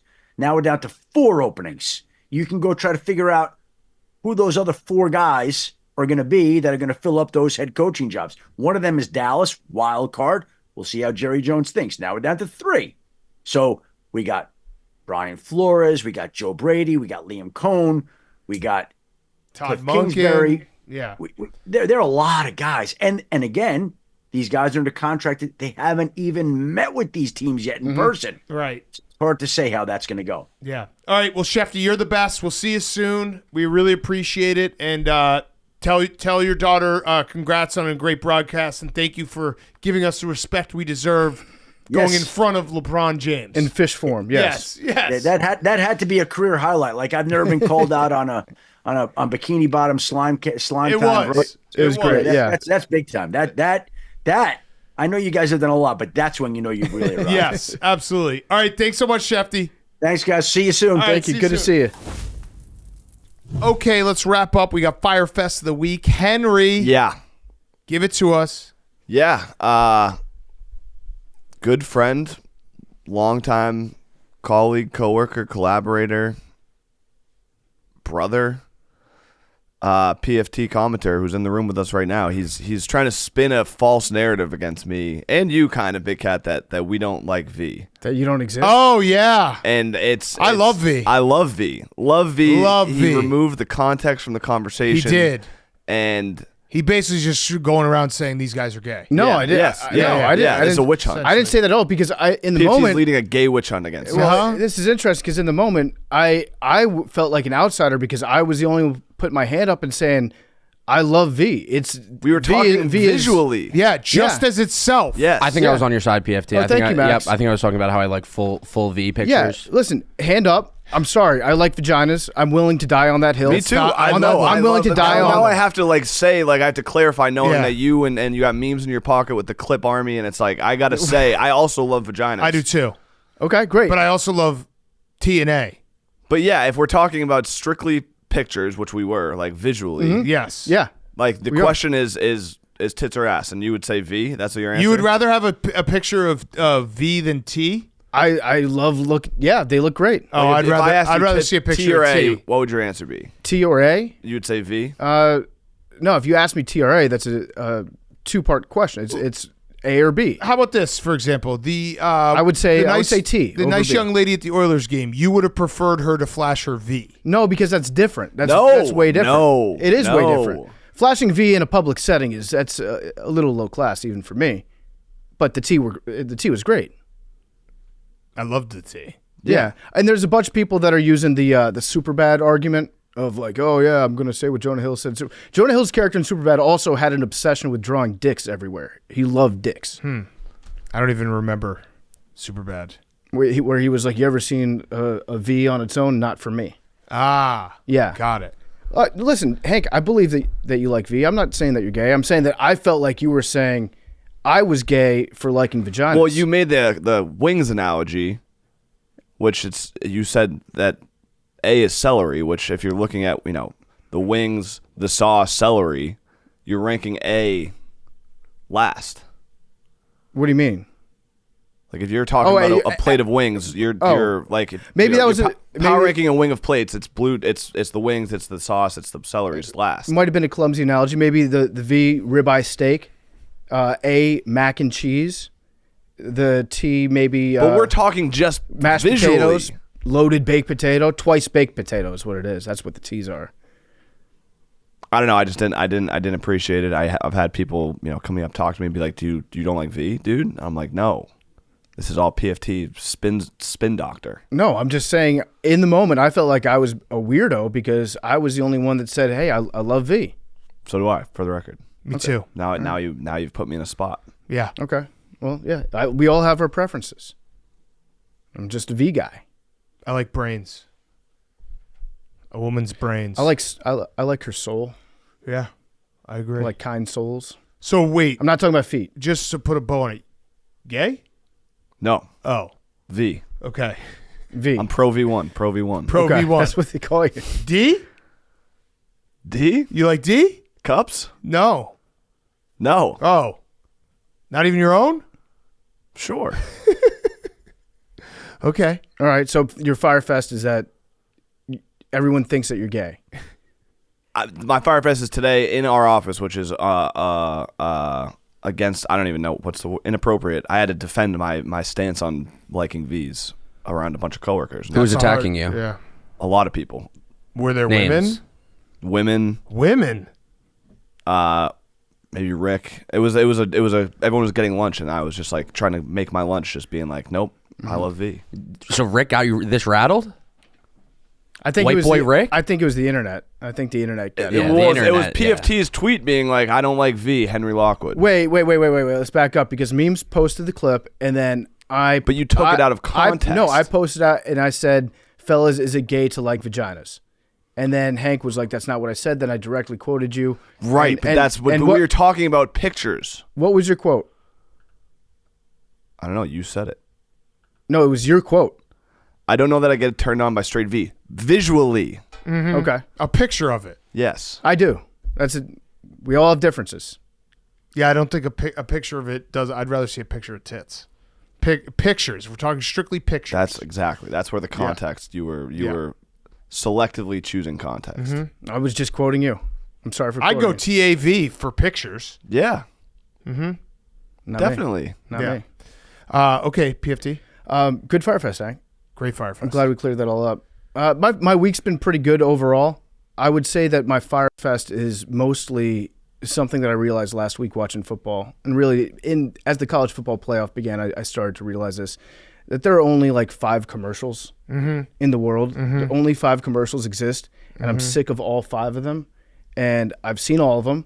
And the commercials, you basically have your pick of like the State Farm cinematic universe, which includes like Derrick Henry, Mahomes, all that stuff. You've got usually a product with Shaq in it. Yep. Is one of the options that you have. Then you've got Flow and just like a lot of insurance out there. There's only like 5 commercials anymore. We used to have lots of commercials. Yeah, and you get now they're all gone. and you get caught in these times where you're like, we watch a lot of sports, but like when you're really like March Madness, when you're really watching sports wall to wall, and it's like shit. Yeah, That's it? and that's all you get, and you see them over and over and over. I feel like it's gotten more limited in scope too. Shout out YouTube's TV, by the way. The Zen Yeah, is the best, and I don't. It actually like cools my brain down. It's really good, and I don't want to sound like I'm talking shit about the NFL or their corporate partners or their messaging.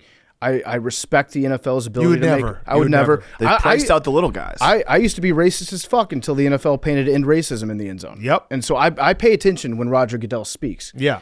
And I just want to say constructive feedback, Roger Goodell. Give us different commercials.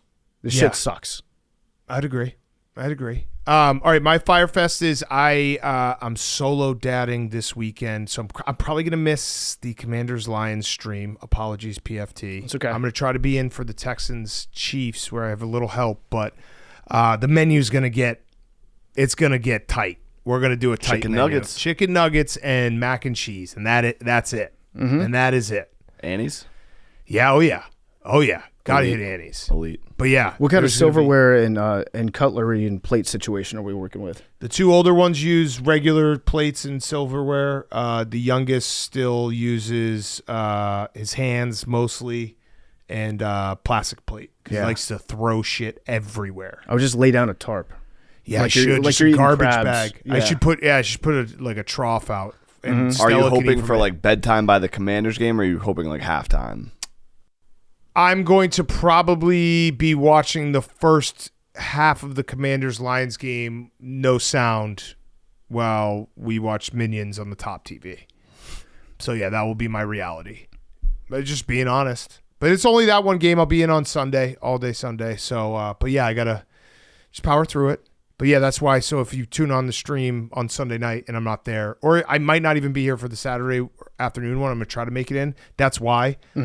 So yeah, wish me luck. I got this. Good luck. I got this. Good luck. We're gonna have the Beeve is gonna be on from Hard Love Factor. that. Kate's Mr. Beeve is gonna be there giving me moral support as a fellow Commanders fan. Yeah. Love that. Also, Reverse Fyre Fest. I just love everyone in this room and all of our listeners so goddamn much. And we That's love- really just been a tough couple weeks, but it's great. I got a little teary-eyed actually last night driving home because I was just like, it was a nice perspective of being like, damn, the internet's a scary place, tough place, but there's a lot of people who care a lot about us, and it's good to have that moment. And then everyone in this room, I'd fucking die for, I'd take a bullet for. Yeah, we love you That's too. a I know facts. it's been a tough few months for you. Yeah, it's been a Have few you months. I didn't realize that you lost how much? Like 15 pounds. I've just not been eating. Yeah. I literally, and it's not like it's not even conscious. It's like lunch happens and I just walk right by it and I'm like, I have no appetite and there's stress. But gotta just, we're powering through. I didn't even tell you this. This is just a funny, if we're doing Reverse Fyre Fest, it's just an anecdote that's made me laugh since it happened. But I went out to dinner with Stu on Wednesday or Tuesday, just me and him, and a few months ago I was talking about quitting smoking. I have quitting smoking, and he also used to be like the biggest pothead of all time. He has also quit, so we were talking about that and like talking about how like weird dreams and shit. And I was like, do you think you'll ever like start again? He's like, no, I can't. Like his diabetes or whatever it is. He's like, I just can't smoke. Like I can't eat carbs. After he had just eaten like 2 appetizers, like a massive pasta meal, and then ate like half of my chicken parm. Like I was dying. He's like, yeah, I just can't eat the carbs. And I was like, Stu, you just fucking wolfed down like an Italian dinner for 3. It's like, He was like, yeah, I can't smoke and I can't do carbs. I was like, wait, what? It's like remember the Mincy picture of him at the barbecue Yeah, joint? He's no like, no sugar. All the barbecue sauce. All the barbecue, yeah. Wait, Max, you didn't do your Fyre Fest about the bachelor parties. You didn't say it. I didn't say anything. Go ahead. Bachelor parties. A lot of bachelor parties. Yeah. That's basically it. And I also I'm not picking the bachelor party. We are. Or bachelorette. Correct. So that's why the amount of texts that I've gotten from people that I've met like one time 6 years ago being like, you have to come to my batch. It's never been more of a thing in my entire life, and I can't keep track of it all. I guess if you guys want to do that one, we can do that. I like giving you the illusion of having a choice, but ultimately we're going to be the ones that Correct. decide. But that's why I think I'm putting out a Google form so then it's just organized in one place. Who's going over the Google form? Not me. Not me. I will. Oh. I don't want Hank doing either. I will. I No, trust will. PFT. Are you going to go over the Google form in Vanny Woodhead when it's driving down the street? Vanny Woodhead's buzzing. Okay. Okay, yeah. Shout out Max, to Mike. I'll do that. I'll be in charge. I'll be in PFT, charge thank you, of the PFT. Google Doc, and as my first act of being in charge, I'd like to delegate that task to Hank. done. Actually, you Consider know it what? done. Hank, I need you to report to me though, and you then know- I'll report to Max. You know what we should do is because we have a lot of work. I think we should delegate the Google Doc to one Stephen Che.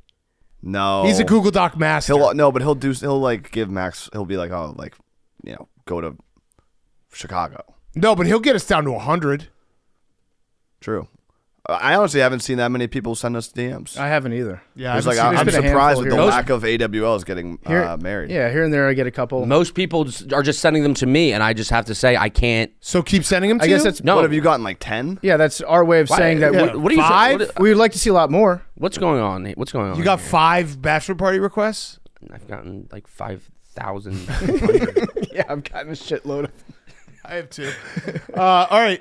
Good show, boys. Football this weekend. Can't wait. Only, how many games left? It's the Final Four this weekend. 7, 7. 8, counting the national championship. 8 games of football left. Enjoy the fuck out of every second. Okay, numbers. 5, 3. 11. Oh, good 17. AJ Brown's gonna have a game 11. Hype video coming out Friday. 100. It's already started. 99 Pug. 54. 29.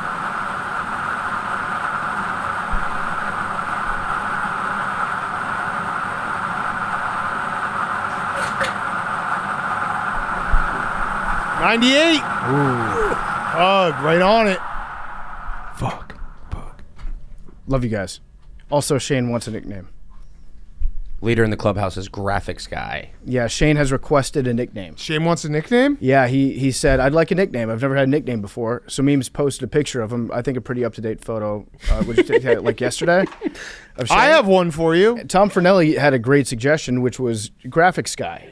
That's good. And that is so far the leading vote-getter. I suggested Zane. Shane, I have one for you, but we've discussed it. I don't think it would be. Poppy? No. Let's hear it. You Combo know which killer? one I'm going to say. I can't say it. Oh, don't. Yeah. Why not? Graphics Guy, a lot of votes. GG. Love you guys.